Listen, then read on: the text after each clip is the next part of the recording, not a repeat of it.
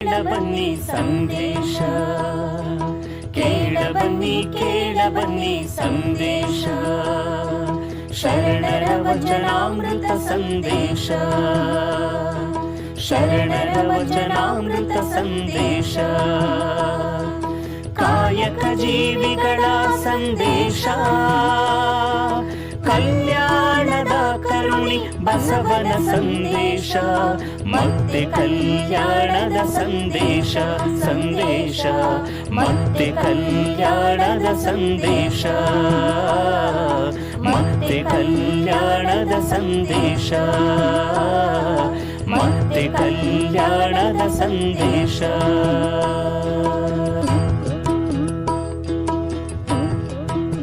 ಮತ್ತೆ ಕಲ್ಯಾಣದ ಸಂದೇಶ ಸಂದೇಶ ಮತ್ತೆ ಕಲ್ಯಾಣದ ಸಂದೇಶ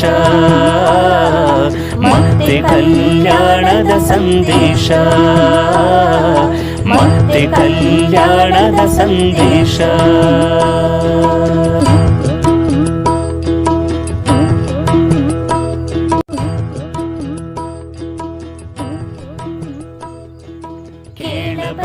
ಕೇಳಬನ್ನಿ ಸಂದೇಶ ಕೇಳಬನ್ನಿ ಸಂದೇಶ ಶರಣರ ವಚನಾಮೃತ ಸಂದೇಶ ಶರಣರ ವಚನಾಮೃತ ಸಂದೇಶ ಕಾಯಕ ಜೀವಿಗಳ ಸಂದೇಶ ಕಲ್ಯಾಣದ ಕರುಣಿ ಬಸವನ ಸಂದೇಶ ಮತ್ತೆ ಕಲ್ಯಾಣದ ಸಂದೇಶ ಸಂದೇಶ ಮತ್ತೆ ಕಲ್ಯಾಣದ ಸಂದೇಶ ಮತ್ತೆ ಕಲ್ಯಾಣದ ಸಂದೇಶ ಮತ್ತೆ ಕಲ್ಯಾಣದ ಸಂದೇಶ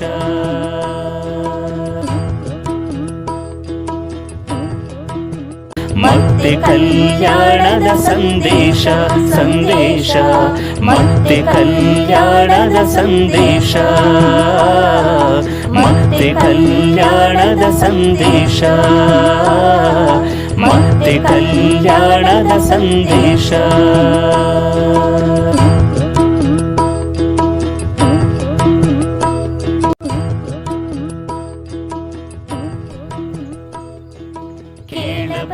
ಕೇಳಬನ್ನಿ ಸಂದೇಶ ಕೇಳಬನ್ನಿ ಸಂದೇಶ ಶರಣರ ವಚನಾಮೃತ ಸಂದೇಶ ಶರಣರ ವಚನಾಮೃತ ಸಂದೇಶ ಕಾಯಕ ಜೀವಿಗಳ ಸಂದೇಶ ಕಲ್ಯಾಣದ ಕರುಣಿ ಬಸವನ ಸಂದೇಶ ಮತ್ತೆ ಕಲ್ಯಾಣದ ಸಂದೇಶ ಸಂದೇಶ ಮತ್ತೆ ಕಲ್ಯಾಣದ ಸಂದೇಶ ಮತ್ತೆ ಕಲ್ಯಾಣದ ಸಂದೇಶ ಮತ್ತೆ ಕಲ್ಯಾಣದ ಸಂದೇಶ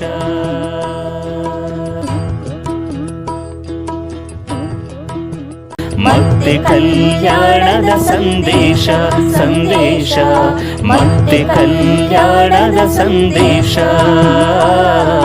ಮತ್ತೆ ಕಲ್ಯಾಣದ ಸಂದೇಶ ಮತ್ತೆ ಕಲ್ಯಾಣದ ಸಂದೇಶ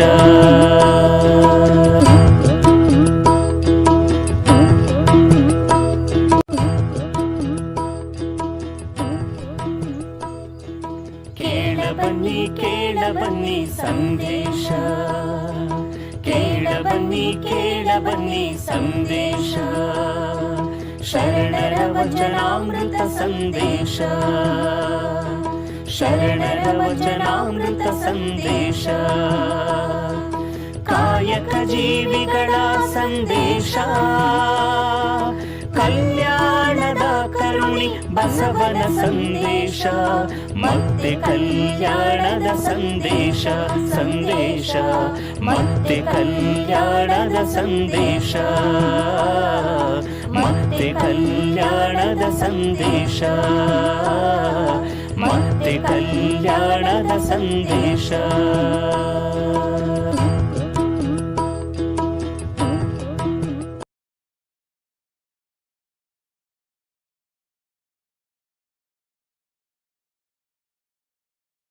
ನಾನೇನು ಅನ್ನುವುದು ನನಗೆ ಗೊತ್ತಾದರೆ ನನ್ನ ಮುಖದ ಬಗ್ಗೆ, ನನ್ನ ಅಂಗಾಂಗಗಳ ಬಗ್ಗೆ, ನನ್ನ ಸ್ವರೂಪದ ಬಗ್ಗೆ, ನನ್ನ ಚರ್ಮದ ಬಣ್ಣದ ಬಗ್ಗೆ, ನನ್ನ ಮುಖದ ಅಂಗಗಳ ಸೌಂದರ್ಯದ ಬಗ್ಗೆ ನನಗೆ ಯಾವ ಗಮನವೂ ಬೇಕಾಗಿಲ್ಲ. ಈ ಜ್ಞಾನೋದಯದ, ಈ ಸತ್ಯದ, ಈ ನಿಜದ ನೆಲೆಯನ್ನು ನಾವು ತಲುಪುವುದೇ ನನ್ನ ಪ್ರಕಾರ ಶರಣತ್ವ ಅಂತ ನಾನು ಭಾವಿಸಿಕೊಂಡಿದ್ದೇನೆ. ಶರಣ ಅಂದರೆ ಸಜ್ಜನ, ಸದ್ಭಕ್ತ, ಅನುಭಾವಿ. ಮಹಾದೇವಿಯಕ್ಕನೂರು ಒಂದು ಕಡೆ ನಿಮ್ಮ ಶರಣ ಸಂಗನ ಬಸವಣ್ಣನ ಪಾದವ ಕಂಡು ಮಿಗೆ ಮಿಗೆ ನಮೋಯ ನಮೋ ಎನ್ನುತ್ತಿರ್ತೇನಯ್ಯ. ಮತ್ತೊಂದು ವಚನದಲ್ಲಿ ನುಡಿದಂತೆ ನಡೆಯುವ ವ್ಯಕ್ತಿ ಯಾರಿದನೋ ಅವನೇ ಶರಣ ಅಂತ ಸ್ಪಷ್ಟಪಡಿಸ್ತಾನೆ. ದೇವರು ಅನ್ನತಕ್ಕಂಥದ್ದಿದೆಯಲ್ಲ, ಆ ದೇವ ಅನ್ನತಕ್ಕಂಥ ಶಬ್ದಕ್ಕೆ ರು ಅನ್ನತಕ್ಕಂತಹ ಪ್ರತ್ಯಯ ಸೇರಿ ದೇವರು ಅನ್ನತಕ್ಕಂತಹ ಬಹುಮುಖದ ಮನುಷ್ಯ ಸೃಷ್ಟಿಸಿರ್ತಕ್ಕಂಥ ದೇವರುಗಳನ್ನು ಕಾಣ್ತೇವೆ.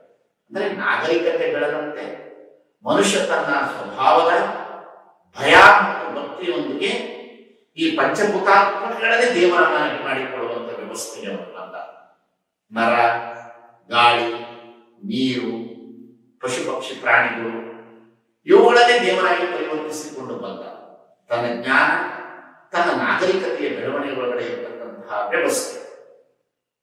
ಅಲ್ಲಮ ಪ್ರಭುದೇವರು ಅಕ್ಕನಿಗಿಂತ ಒಂದು ಹೆಜ್ಜೆ ಮುಂದೆ ಸಾಗಿ ಈ ಗುಡಿ ಗುಂಡಾರ ಕಟ್ಟಿಸೋ ಅಂಥವ್ರನ್ನು ಕಂಡು ದೇಹದೊಳಗೆ ದೇವಾಲಯವಿದ್ದು ಮತ್ತೆ ಬೇರೆ ದೇಗಲ ಬೇಕಯ್ಯ ಅಂತ ಪ್ರಶ್ನೆ ಮಾಡ್ತಾರೆ. ಅಲ್ಲಮ್ಮ, ಬಸವಣ್ಣ, ಮಹಾದೇವಿ ಅಕ್ಕ ಇವರೆಲ್ಲರೂ ಕೂಡ ಶರಣರೇ ಆಗಿದ್ದರು. ಅವರವರು ಮಾತನಾಡುವಂಥ ರೀತಿ ತುಂಬ ವಿಭಿನ್ನ. ಕನ್ನಡದ ಒಂದು ಸುದೀರ್ಘವಾದ ಸಾಹಿತ್ಯ ಚರಿತ್ರೆಯಲ್ಲಿ ವಚನ ಚಳುವಳಿಗೆ ಸಿಕ್ಕಿದಂಥ ಒಂದು ಪ್ರತಿಕ್ರಿಯೆ, ವಿಮರ್ಶೆ, ಅವುಗಳು ಬೇರೆ ಭಾಷೆಗಳಿಗೆ ಹೋದ ಕ್ರಮ, ಇವುಗಳೆಲ್ಲ ಅತ್ಯದ್ಭುತವಾದಂಥ ಒಂದು ಸಂಗತಿ. ಶರಣ ಪರಂಪರೆ ಆಚಾರ, ವಿಚಾರ, ಆಹಾರ ಶುದ್ಧಿಗೆ ಮಹತ್ವ ನೀಡಿದೆ. ಹಾಗಾಗಿ ಮದ್ಯ, ಮಾಂಸ, ಈ ಭಂಗಿಯ ಕಪಿಮುಷ್ಟಿಗೆ ಬಲಿಯಾದವರಿಗೆ ಶುದ್ಧಿ ಅನ್ನುವಂಥದ್ದು ತುಂಬ ಕಷ್ಟ. ಏನೆಲ್ಲ ಕಾಮನೆಗಳಿಗೆ ಬಂಧಿಯಾದಂಥವರು ಹಿರಿಯರಾಗಲಿಕ್ಕೆ, ಮಾರ್ಗದರ್ಶಕರಾಗಲಿಕ್ಕೆ, ಜಂಗಮರಾಗಲಿಕ್ಕೆ ಖಂಡಿತ ಸಾಧ್ಯ ಇಲ್ಲ. ಶರಣರು ಹೇಳ್ತಾರೆ, ಹಿರಿಯರಾದಡೇನು ಕಿರಿಯರಾದಡೇನು ಅರಿವಿಂಗೆ ಹಿರಿದು ಕೆರುದುಂಟೆ ಅಂತ. ಶರಣರು ಸಂಪ್ರದಾಯ ಆಚರಣೆಗಳನ್ನು ವಿರೋಧಿಸಿದ್ರು. ಕಾರಣವಿಲ್ಲದೆ ಯಾವುದನ್ನು ಒಪ್ಪಿಕೊಳ್ಳಲಿಲ್ಲ, ಅನುಸರಿಸಲಿಲ್ಲ. ವಿಚಾರವಾದ ಅಂತ ನಾವು ಈಗ ಅರ್ಥೈಸುವ ಇರುವಿಕೆಗೂ ಶರಣರ ವೈಚಾರಿಕತೆಗೂ ಇರುವ ಬಹುಮುಖ್ಯ ವ್ಯತ್ಯಾಸ ಅಂದ್ರೆ ಶರಣರಲ್ಲಿ ವೈಚಾರಿಕತೆ ವಿಚಾರವಾದವಾಗದೆ ಬದುಕಿನ ಭಾಗವಾಗಿತ್ತು ಅನ್ನೋದು. ವಚನಕಾರರಿಗೆ ವೈಚಾರಿಕತೆ, ವೈಜ್ಞಾನಿಕತೆ ಈ ಶಬ್ದಗಳ ಪರಿಚಯ ಇಲ್ಲದೇ ಇರಬಹುದು. ಆದರೆ ಅವರು ಆಡುವಂಥ ಪ್ರತಿಯೊಂದು ಮಾತುಗಳಲ್ಲೂ ಸಹ ವೈಚಾರಿಕತೆಯ ಪ್ರತಿಬಿಂಬ ಇರೋದನ್ನ ಗುರುತಿಸಬಹುದು. ಅಲ್ಲಿ ಕೇವಲ ಬೋಧನೆ ಇಲ್ಲ, ಸಾಧನೆ ಇದೆ, ಜೊತೆಗೆ ಪ್ರಯೋಗ ಇದೆ. ಹಾಗಾಗಿನೇ ವಚನಗಳಲ್ಲಿ ವೈಜ್ಞಾನಿಕತೆಯೂ ಕೂಡ ಇದೆ. ಆತ್ಮಸ್ಥೈರ್ಯ, ಎಚ್ಚರಿಕೆ ಮತ್ತು ಒಂದು ವೇಳೆ ಆಸ್ಪತ್ರೆಯಲ್ಲಿ ದಾಖಲಾದರೆ ವೈದ್ಯರ ಏನು ಸಲಹೆಗಳಿದೆ ಅದನ್ನು ಪಾಲಿಸುವಂತೆ, ಮತ್ತು ಈ ಕಾಯಿಲೆ ಗುಣ ಆಗುವವರೆಗೆ ಅದಕ್ಕೆ 2-3 ವಾರಗಳು ಬೇಕಾಗ್ತದೆ, ಅದು ಕಾಯುವಂಥ ತಾಳ್ಮೆ, ಇವಿಷ್ಟು ಇದ್ದರೆ ಖಂಡಿತವಾಗಿಯೂ ನಾವು ಕೊರೋನಾವನ್ನು ಜಯಿಸ್ಬೋದು. ದೇವರ ಸ್ಮರಣೆ ಮಾಡಬೇಕಾದ್ದು ನಾವು ದೈಹಿಕವಾಗಿ, ಮಾನಸಿಕವಾಗಿ, ಬೌದ್ಧಿಕವಾಗಿ ಬಲಿಷ್ಠರಾಗಿದ್ದಾಗ. ಆದರೆ ಅಂಥ ಸಂದರ್ಭದಲ್ಲಿ ಅನೇಕ ಜನ ಆಡಬಾರ್ದು ಆಟ ಆಡ್ತಾರೆ, ಆದರ್ಶಗಳನ್ನ ಗಾಳಿ ತೂರ್ತಾರೆ, ಸರ್ವಾಧಿಕಾರಿ ಹಾಗೆ ಮೆರೀತಾರೆ. ಹೀಗೆ ಮೆರೆಯೋ ಜನನೇ ಸಂಕಟ ಬಂದಾಗ ವೆಂಕಟರಮಣ ಅಂತಾನೆ ಅವರು ಕರೀತಾರೆ. ನಾವು ಅದನ್ನ ಬೇಕಾದ್ರೆ ಸಂಕಟ ಬಂದಾಗ ಶಿವ ಶಿವ ಅಂತಾರೆ ಅಂತ ಹೇಳೋದು. ಇಂಥ ಪ್ರವೃತ್ತಿ ಅಂಥವ್ರಿಗೆ ದೇವ್ರು ಏನಾದ್ರೂ ಒಲಿಲಿಕ್ಕೆ ಸಾಧ್ಯನಾ? ಆ ಜನರ ಹುಂಬತನ ಕಂಡೇ ನನಗೆ ನಾಚಿಕೆ ಆಗುತ್ತೆ ಅಂತ ಇಲ್ಲಿ ಶರಣರು ಹೇಳ್ತಾರೆ. ನಮ್ಮ ಬದುಕಿಗೆ ಒಂದು ಚೈತನ್ಯವನ್ನು ಅಥವಾ ನಮ್ಮ ಚೈತನ್ಯಶೀಲವಾದ ಬದುಕಿನಲ್ಲಿ ಒಂದು ಮಾನವೀಯವಾದಂಥ ಅಂತಃಕರಣವನ್ನು ಎಲ್ಲರೂ ಸಮಾನರು ಅನ್ನುವಂತಹ ಒಂದು ಸಾಂವಿಧಾನಿಕ ನಂಬಿಕೆಯನ್ನು ಗಟ್ಟಿಗೊಳಿಸಬೇಕಾದ್ರೆ ನಮಗೆ ಬಸವಾದಿ ಶರಣರ ಚಿಂತನೆಗಳು ಬಹಳ ಮುಖ್ಯ. ಬಸವಣ್ಣವರು ಬಿಜ್ಜಳನ ಆಡಳಿತದಲ್ಲಿ ಬೇರೆ ಬೇರೆ ಸ್ಥಾನಗಳನ್ನು ಪಡೆದು ಕೊನೆಗೆ ಪ್ರಧಾನಿಯಾಗಿದ್ದು ಈ ಕಾಯಕ ಜೀವಿಗಳಿಗೆ ಹುಡುಕ್ತಾ ಇರುವಂಥ ಬಳ್ಳಿ ಕಾಲಿಗೆ ತೊಡರಿದ ಹಾಗೆ ಆಯಿತು. ಆ ಬಸವಣ್ಣವರ ಪ್ರಾಮಾಣಿಕತೆ, ಶೋಷಿತರ ಬಗ್ಗೆ ಇದ್ದಂಥ ಕಳಕಳಿ, ಎಲ್ಲರನ್ನೂ ಅಪ್ಪಿಕೊಳ್ಳುವಂಥ ಗುಣ, ಜಾತ್ಯತೀತ ಮನೋಭಾವ, ಮಾನವೀಯ ಅಂತಃಕರಣ ಇವೆಲ್ಲವೂ ಕೂಡ ತಳ ಸಮುದಾಯವನ್ನು ಹೆಚ್ಚು ಆಕರ್ಷಣೆಗೆ ಕಾರಣ ಆಯಿತು. ಅವರ ಮೂಲಕ ಸಾಮಾಜಿಕ ಪರಿವರ್ತನೆ ಬೀಜವನ್ನು ಬಿತ್ತೋ ಕೆಲಸ ಬಸವಣ್ಣವ್ರು ಮಾಡಿದರು. ಅನುಭವ ಮಂಟಪದ ಮೂಲಕ ಆ ಬೀಜ ಹುಲುಸಾಗಿ ಬೆಳೆದು ವ್ಯಕ್ತಿಗತ ಬದಲಾವಣೆಗೆ ಮತ್ತು ಸಾಮಾಜಿಕ ಪರಿವರ್ತನೆಗೆ ನಾಂದಿ ಆಯಿತು. ವಚನಕಾರರು ಹುಟ್ಟುಹಾಕಿದ ಆಂದೋಲನ ಅಂದಿಗೆ ಮಾತ್ರವಲ್ಲ, ಇಂದಿಗೂ ರೋಮಾಂಚನಕಾರಿ, ಆದರ್ಶಪ್ರಾಯ ಮತ್ತು ನಮ್ಮ ಸಾಧನೆಗಿರುವ ಗುರಿ. ಈ ಚಳುವಳಿಯ ಮುಖ್ಯ ಆಯಾಮವೇ ವೈಚಾರಿಕ ನೆಲೆಗಟ್ಟು. ಆದರೆ ಬಸವಾದಿ ಶಿವಶರಣರು ಅರಿವು ಆಚಾರಕ್ಕೆ ಒತ್ತು ಕೊಟ್ಟರೆ ಹೊರತು ಈ ರೀತಿಯ ದುರಾಸೆ, ಆದಾಯ, ಅಜ್ಞಾನ, ಅಂಧಶ್ರದ್ಧೆ, ಮೂಢಾಚರಣೆಗಳಿಗೆ ಖಂಡಿತ ಅಲ್ಲ. ವಚನಕಾರರ ನೈತಿಕ ಕಲ್ಪನೆ ಏನಿತ್ತು? ಈ ವಚನಕಾರರ ಇದ್ರ ಬಗ್ಗೆ ಇನ್ನೊಂದು ಮಾತನ್ನು ಹೇಳಬೇಕು. ವಚನಕಾರರಲ್ಲಿ ಹಲವು ಚಿಂತನಾಧಾರೆಗಳಿದ್ದಾವೆ. ದಿವಂಗತ ಕಲಬುರ್ಗಿಯವರು ಹೇಳಿದ್ರು, ವಚನಕಾರಲ್ಲಿ ನಾವು ಏಕತೆಯನ್ನು ಹುಡುಕ್ತೀವಿ, ಅದರ ಅನೇಕತೆ ಇದೆ ಅಂತ. ಏಕಸೂತ್ರತೆ ಇದೆ ನಿಜ, ಆದರೆ ಏಕತೆಗಿಂತ ಹೆಚ್ಚಾಗಿ ವೈವಿಧ್ಯತೆ ವಚನಗಳು ಬಹಳ ಇದೆ. ಉದಾಹರಣೆಗೆ ನೋಡಿ, ಅಕ್ಕಮಹಾದೇವಿ, ಅಲ್ಲಮ ಪ್ರಭು ಇವರೆಲ್ಲ ಒಂಟಿ ಸದಗಳು ಹೇಳ್ತಾರೆ, ಅವರು ಅವಧೂತರ ತರ ಮಾತಾಡ್ತಾರೆ. ಇನ್ನೂ ಕೆಲವು ಜನ ಭಕ್ತರು, ಬಸವಣ್ಣ ಉದಾಹರಣೆಗೆ ಭಕ್ತಿ ಪ್ರಧಾನವಾದ ಒಂದು ಅಭಿವ್ಯಕ್ತಿ, ಅದಕ್ಕೆ ಸಾಮಾಜಿಕತೆ, ಅನುಭಾವಿಕತೆ ಇಲ್ಲ ಅಂತ ಹೇಳ್ತಾರೆ. ಪ್ರಧಾನವಾಗಿ ಭಕ್ತಿ ಬುನಾದಿ ನಿಂತಿರ್ತಕ್ಕದ್ದು. ಶರಣರ ನೈತಿಕ ಮೌಲ್ಯಗಳ ಬಗ್ಗೆ ಮತ್ತೆ ಮತ್ತೆ ನಾವು ಚರ್ಚೆ ಮಾಡಬೇಕಾಗಿದೆ. ಚರ್ಚೆ ಮಾಡಿದರೆ ಸಾಲದು. ಅವರು ತಮ್ಮ ನಿತ್ಯ ಬದುಕಿನಲ್ಲಿ ಆ ಮೌಲ್ಯಗಳನ್ನು ಅಳವಡಿಸಿಕೊಂಡು ಅವುಗಳನ್ನು ವಚನಗಳ ಮೂಲಕ ನಮ್ಮೆದುರಿಗೆ ಬಿಟ್ಟು ಹೋಗಿದ್ದಾರೆ. ಅವುಗಳನ್ನು ನಾವು ವ್ಯಕ್ತಿಗತ ಬದುಕಿನಲ್ಲಿ ಸಾಕಾರಗೊಳಿಸಿಕೊಳ್ಳುವಂಥ ಸಂಕಲ್ಪವನ್ನು ಮಾಡಬೇಕಾಗಿದೆ. ಮತ್ತೆ ಕಲ್ಯಾಣದ ಸಂದೇಶ ಸಂದೇಶ, ಮತ್ತೆ ಕಲ್ಯಾಣದ ಸಂದೇಶ, ಮತ್ತೆ ಕಲ್ಯಾಣದ ಸಂದೇಶ, ಮತ್ತೆ ಕಲ್ಯಾಣದ ಸಂದೇಶ.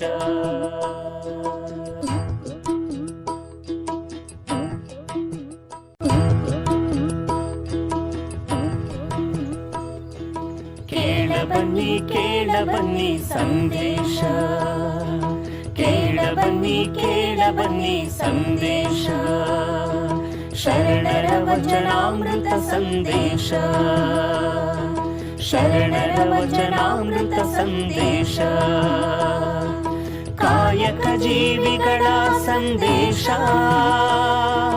ಕಲ್ಯಾಣದ ಕರುಣಿ ಬಸವನ ಸಂದೇಶ, ಮತ್ತೆ ಕಲ್ಯಾಣದ ಸಂದೇಶ ಸಂದೇಶ, ಮತ್ತೆ ಕಲ್ಯಾಣದ ಸಂದೇಶ, ಮತ್ತೆ ಕಲ್ಯಾಣದ ಸಂದೇಶ, ಮತ್ತೆ ಕಲ್ಯಾಣದ ಸಂದೇಶ.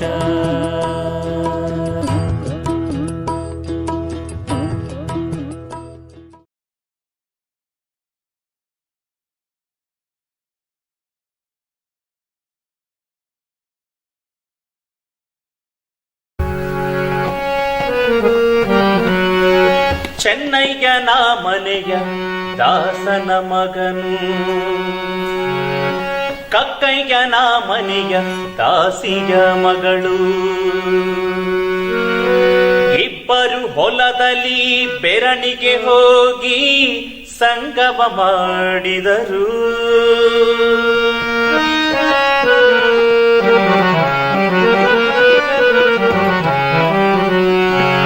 ಚೆನ್ನಯ್ಯನ ಮನೆಯ ದಾಸನ ಮಗನು, ಕಕ್ಕಯ್ಯನ ಮನೆಯ ದಾಸಿಯ ಮಗಳು. ಚೆನ್ನಯ್ಯನ ಮನೆಯ ದಾಸನ ಮಗಳು, ಕಕ್ಕಯ್ಯನ ಮನೆಯ ದಾಸಿಯ ಮಗಳು. ಇಬ್ಬರು ಹೊಲದಲ್ಲಿ ಬೆರಳಿಗೆ ಹೋಗಿ ಸಂಗಮ ಮಾಡಿದರು. ಇಬ್ಬರು ಹೊಲದಲ್ಲಿ ಬೆರಳಿಗೆ ಹೋಗಿ ಸಂಗಮ ಮಾಡಿದರು. ಈ ಬಾರಿ ಪರಿಗುಟ್ಟಿದ ಮಗ ನಾನು, ಕೂಡಲ ಸಂಗಮ ದೇವಯ್ಯ, ಕೂಡಲ ಸಂಗಮ ದೇವಯ್ಯ.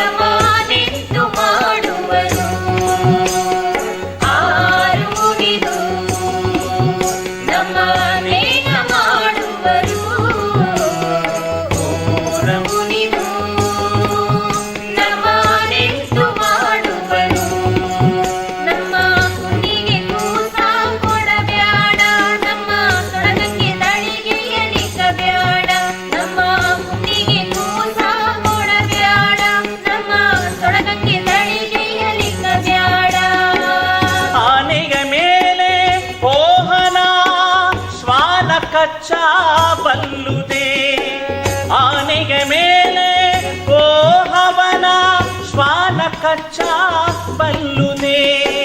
ನಮಗೆಯೂ ನಮ್ಮ ಕೂಡಲ ಸಂಗಮ ಉಳ್ಳನ್ನಂಗ,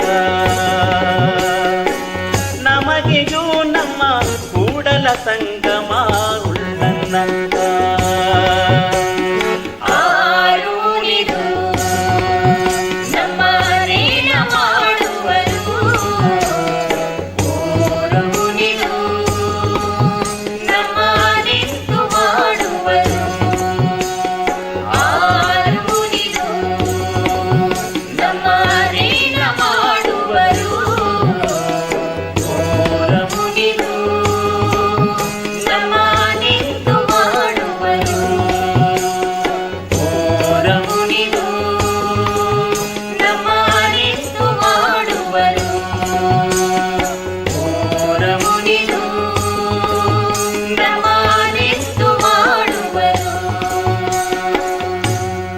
ಹರನೀವ ಕಾಲಕ್ಕೆ ಸಿರಿಯು ಬೆನ್ನಲಿ ಬರ್ಕು, ಹರಿದು ಎದ್ದೊರೆಯ ಕೆರೆ ತುಂಬಿದಂತಯ್ಯ. ನೆರೆಯದ ವಸ್ತು ನೆರೆಯುವುದು ನೋಡಯ್ಯ.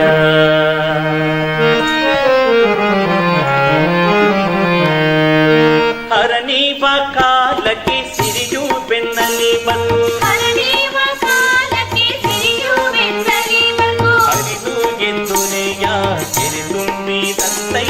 ತೆರೆಯದ ವಸ್ತು ನೆರೆಯುವುದು ನೋಡಯ್ಯ.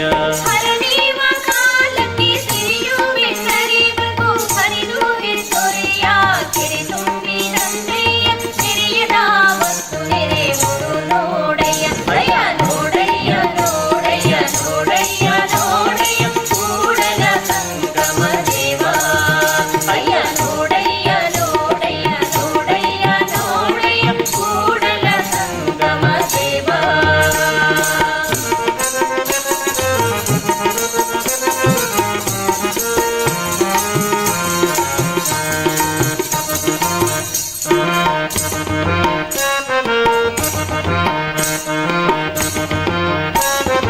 ಅರಸು ಪರಿವಾರ ಕೈವಾರ ನೋಡಯ್ಯ. ಅರಸು ಪರಿವಾರ ಕೈವಾರ ನೋಡಯ್ಯ. ಅಲಮಾನಿ ರಂಜನನ ಮರೆವ ಕಾಲಕ್ಕೆ ತುಂಬಿದ ಅರಸು ಪರಿವಾರ ಕೈವಾರ ನೋಡಯ್ಯ. ಪರಮಾನಿ ರಂಜನನ ಮರೆವ ಕಾಲಕ್ಕೆ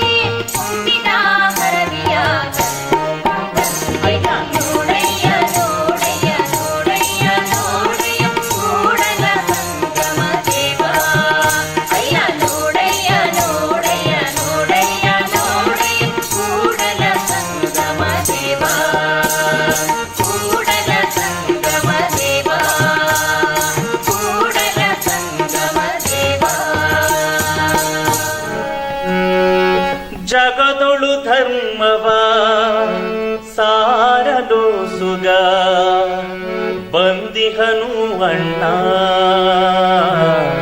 ಬಂದಿಹನು ಅಣ್ಣ.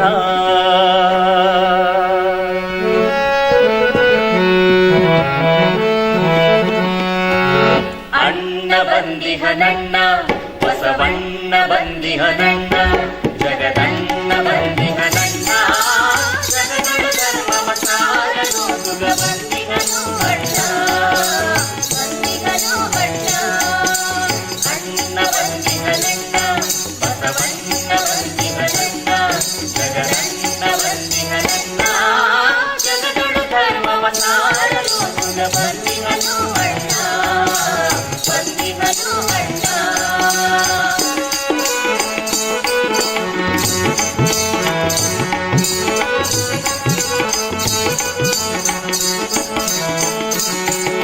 ಧ್ವಜವನು ಎತ್ತಿಹನನ್ನ ಶಿವ ಧ್ವಜವನು ಎತ್ತಿಹನನ್ನ ಧ್ವಜವನು ಎತ್ತಿಹನನ್ನ ಶಿವ ಧ್ವಜವನು ಎತ್ತಿಹನನ್ನ.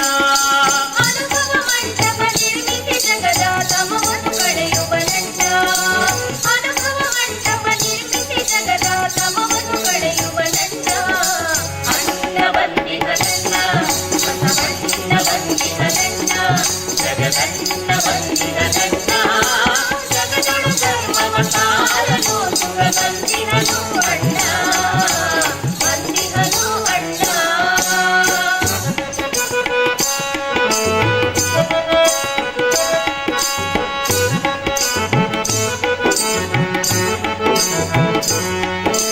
ಜಾತಿ ಗೊಂದಲವನ್ನು ಬಡಿದೋಡಿಸೆ ಬಂದಿಹನು ಜಾತಿ ಗೊಂದಲವನ್ನು ಬಡಿದೋಡಿಸೆ ಬಂದಿಹನು. ನೀತಿ ಪದದೊಳು ನಮ್ಮ ನಡೆಸಲು ಬಂದಿಹನು ಅಣ್ಣ ನೀತಿ ಪದದೊಳು ನಮ್ಮ ನಡೆಸಲು ಬಂದಿಹನು ಅಣ್ಣ. ಶರಣರ ಕೂಡುವನು ಶಿವನನು ತೋರುವನು ಶರಣರ ಕೂಡುವನು ಶಿವನನು ತೋರುವನು. ಭವಬಂಧನಗಳ ಎಲ್ಲರಿಂದಲಿ ದೂರ ಮಾಡುವನು ಭವಬಂಧನಗಳ ಎಲ್ಲರಿಂದಲಿ ದೂರ ಮಾಡುವನು. ಅಣ್ಣ ಬಂದಿಹನಣ್ಣ ಬಸವಣ್ಣ ಬಂದಿಹನಣ್ಣ ಜಗದಣ್ಣ ಬಂದಿಹನಣ್ಣ ಜಗದೊಳು ಧರ್ಮವ ಸಾರಲು ಸುಗ ಬಂದಿಹನು ಅಣ್ಣ ಬಂದಿಹನು ಅಣ್ಣ.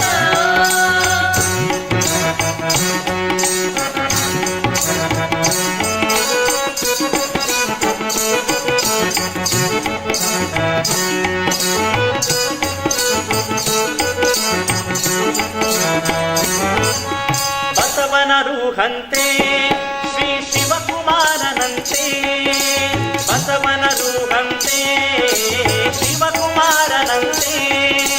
ಶರಣರ ನುಡಿಯನ್ನು ನಡೆಯಲು ಪಾಲಿಸಿ ಭುವಿಗಿಳಿದಿಹನಣ್ಣ ಶರಣರ ನುಡಿಯನ್ನು ನಡೆಯಲು ಪಾಲಿಸಿ ಭುವಿಗಿಳಿದಿಹನಣ್ಣ. ಸಿರಿಗೆರೆ ಪುರವಂತೆ ಮರುಳನ ಮಠವಂತೆ ಸಿರಿಗೆರೆ ಪುರವಂತೆ ಮರುಳನ ಮಠವಂತೆ. ಶರಣ ಬಾಳು ಗುರು ಪರಂಪರೆಯೊಳು ಬಂದಿಹನು ಅಣ್ಣ ಶರಣ ಬಾಳು ಗುರು ಪರಂಪರೆಯೊಳು ಬಂದಿಹನು ಅಣ್ಣ.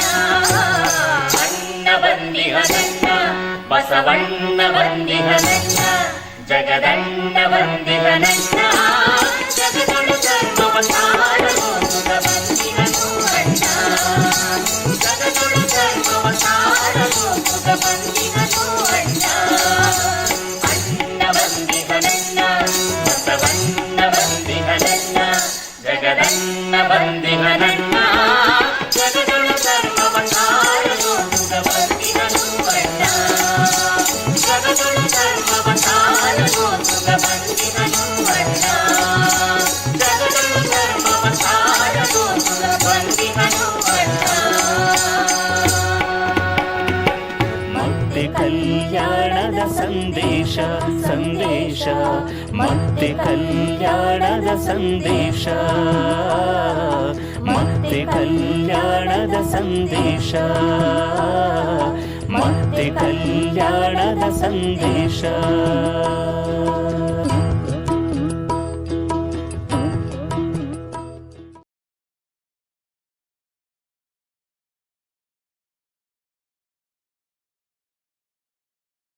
ಸರ್ವ ಶರಣೆಯರಿಗೂ ಶರಣು ಶರಣಾರ್ಥಿಗಳು. ಇದುವರೆಗೂ ಅತ್ಯಂತ ಸುಮಧುರವಾಗಿ ವಚನಗೀತೆಗಳನ್ನು ಹಾಡಿದ ಶಿವಸಂಚಾರ ಕಲಾವಿದರಿಗೆ ಧನ್ಯವಾದಗಳು. ಈ ದಿನದ ಮತ್ತೆ ಕಲ್ಯಾಣ ಅಂತರ್ಜಾಲ ಉಪನ್ಯಾಸ ಮಾಲಿಕೆಯ ದಿವ್ಯ ಸಾನ್ನಿಧ್ಯ ವಹಿಸಿ ಆಶೀರ್ವಚನ ನೀಡಲಿರುವ ಪರಮ ಪೂಜ್ಯ ಡಾಕ್ಟರ್ ಶ್ರೀ ಪಂಡಿತಾರಾಧ್ಯ ಶಿವಾಚಾರ್ಯ ಸ್ವಾಮೀಜಿಗಳವರ ಅಡಿದಾವರೆಗಳಿಗೆ ಭಕ್ತಿಪೂರ್ವಕ ಪ್ರಣಾಮಗಳೊಂದಿಗೆ ಸ್ವಾಗತ ಬಯಸುತ್ತೇನೆ. ಈ ಅಂತರ್ಜಾಲ ಉಪನ್ಯಾಸ ಮಾಲಿಕೆಯ ಇಂದಿನ ಉಪನ್ಯಾಸದ ವಿಷಯ ಹರಿಹರನ ದಲಿತ ಪ್ರಜ್ಞೆ. ಈ ವಿಷಯ ಕುರಿತಂತೆ ತಮ್ಮ ಆಲೋಚನೆಗಳನ್ನು ನಮ್ಮೊಡನೆ ಇಂದು ಹಂಚಿಕೊಳ್ಳಲಿರುವವರು ಖ್ಯಾತ ಬರಹಗಾರರಾದ ಮೈಸೂರಿನ ಡಾಕ್ಟರ್ ಅರವಿಂದ ಮಾಲಗತ್ತಿಯವರು. ಶ್ರೀಯುತರದು ಕನ್ನಡ ಸಾಹಿತ್ಯದಲ್ಲಿ ಒಂದು ಗಮನಾರ್ಹ ಹೆಸರು. ವಿಮರ್ಶೆ, ಸಂಶೋಧನೆ ಮತ್ತು ಸೃಜನಾತ್ಮಕ ಬರವಣಿಗೆಯ ಮೂಲಕ ಹೆಸರು ಮಾಡಿದವರು. ಕಾವ್ಯದ ಮೂಲಕ ಸಾಹಿತ್ಯ ಲೋಕಕ್ಕೆ ಪರಿಚಿತರಾದ ಶ್ರೀಯುತರು ನಂತರ ಕತೆ, ಕವನ, ಕಾದಂಬರಿ, ನಾಟಕ, ಸಂಶೋಧನೆ, ಸಂಪಾದನೆ ಹೀಗೆ ಹಲವು ಸಾಹಿತ್ಯ ಪ್ರಕಾರಗಳಲ್ಲಿ ಸುಮಾರು 65ಕ್ಕೂ ಹೆಚ್ಚು ಕೃತಿಗಳನ್ನು ರಚಿಸಿರುತ್ತಾರೆ. ಈ ಎಲ್ಲ ಸಾಹಿತ್ಯಿಕ ಸೇವೆಯನ್ನು ಗಮನಿಸಿದ ಕರ್ನಾಟಕ ಸರ್ಕಾರವೂ ಸೇರಿದಂತೆ ಪ್ರತಿಷ್ಠಿತ ಹಲವು ಸಂಘ ಸಂಸ್ಥೆಗಳು ಪ್ರಶಸ್ತಿ ಪುರಸ್ಕಾರಗಳನ್ನು ನೀಡಿ ಗೌರವಿಸಿವೆ. ಉಪನ್ಯಾಸ ನೀಡಲಿರುವ ಡಾಕ್ಟರ್ ಅರವಿಂದ ಮಾಲಗತ್ತಿ ಅವರಿಗೆ ತಮ್ಮೆಲ್ಲರ ಪರವಾಗಿ ಪ್ರೀತಿಪೂರ್ವಕ ಸ್ವಾಗತ ಬಯಸುತ್ತೇನೆ. ಬೇಡಲಾಗದು ಜಂಗಮ, ಬೇಡಿಸಿಕೊಳ್ಳಲಾಗದು ಭಕ್ತ ಎಂಬ ಮಾತಿಗೆ ಪೂರಕವೆಂಬಂತೆ ಇಂದಿನ ಕಾರ್ಯಕ್ರಮದ ದಾಸೋಹಿಗಳಾದ ಶ್ರೀ ಬಸವರಾಜ್ ವಿ ಶಿವಗಂಗಾ, ಹಿರೇಕೋಗ್ಲೂರು, ಚನ್ನಗಿರಿ ತಾಲೂಕು ಅಧ್ಯಕ್ಷರು, ಜಿಲ್ಲಾ ಕಿಸಾನ್ ಕಾಂಗ್ರೆಸ್ ದಾವಣಗೆರೆ ಇವರಿಗೂ ತಮ್ಮೆಲ್ಲರ ಪರವಾಗಿ ಪ್ರೀತಿಪೂರ್ವಕವಾಗಿ ಸ್ವಾಗತ ಬಯಸುತ್ತೇನೆ. ಈ ಕಾರ್ಯಕ್ರಮ ವೀಕ್ಷಿಸುತ್ತಿರುವ ಅಸಂಖ್ಯಾತ ಅಂತರ್ಜಾಲ ವೀಕ್ಷಕರಾದ ತಮ್ಮೆಲ್ಲರಿಗೂ ಪ್ರೀತಿಪೂರ್ವಕ ಸ್ವಾಗತ ಬಯಸುತ್ತೇನೆ. ಇನ್ನು ಎಂದಿನಂತೆ ನಮ್ಮೊಂದಿಗೆ ಸಹಕರಿಸುತ್ತಿರುವ ಅಕ್ಷರ ಮಾಧ್ಯಮ, ದೃಶ್ಯ ಮಾಧ್ಯಮ ಮತ್ತು ಸಾಮಾಜಿಕ ಜಾಲತಾಣಗಳ ಸುದ್ದಿ ಮಾಧ್ಯಮದ ಎಲ್ಲ ಸನ್ಮಿತ್ರರಿಗೂ, ತಂತ್ರಜ್ಞರಿಗೂ, ಸಂಘಟಕರಿಗೂ, ದಾಸೋಹಿಗಳಿಗೂ, ಸರ್ವ ಶರಣೆಯರಿಗೂ ಪ್ರೀತಿಪೂರ್ವಕ ಸ್ವಾಗತ ಬಯಸುತ್ತೇನೆ. ಇದೀಗ ನಿಮ್ಮ ಮುಂದೆ ಉಪನ್ಯಾಸ ಡಾಕ್ಟರ್ ಅರವಿಂದ್ ಮಾಲಗತ್ತಿ ಅವರಿಂದ. ಮತ್ತೆ ಕಲ್ಯಾಣದ ಸಂದೇಶ ಸಂದೇಶ, ಮತ್ತೆ ಕಲ್ಯಾಣದ ಸಂದೇಶ, ಮತ್ತೆ ಕಲ್ಯಾಣದ ಸಂದೇಶ,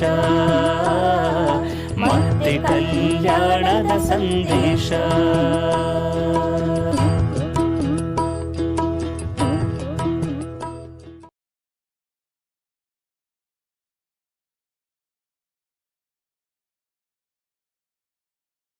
ಹರಿಹರ ಒಬ್ಬ ಜನಮಾನಸದ ಕವಿ.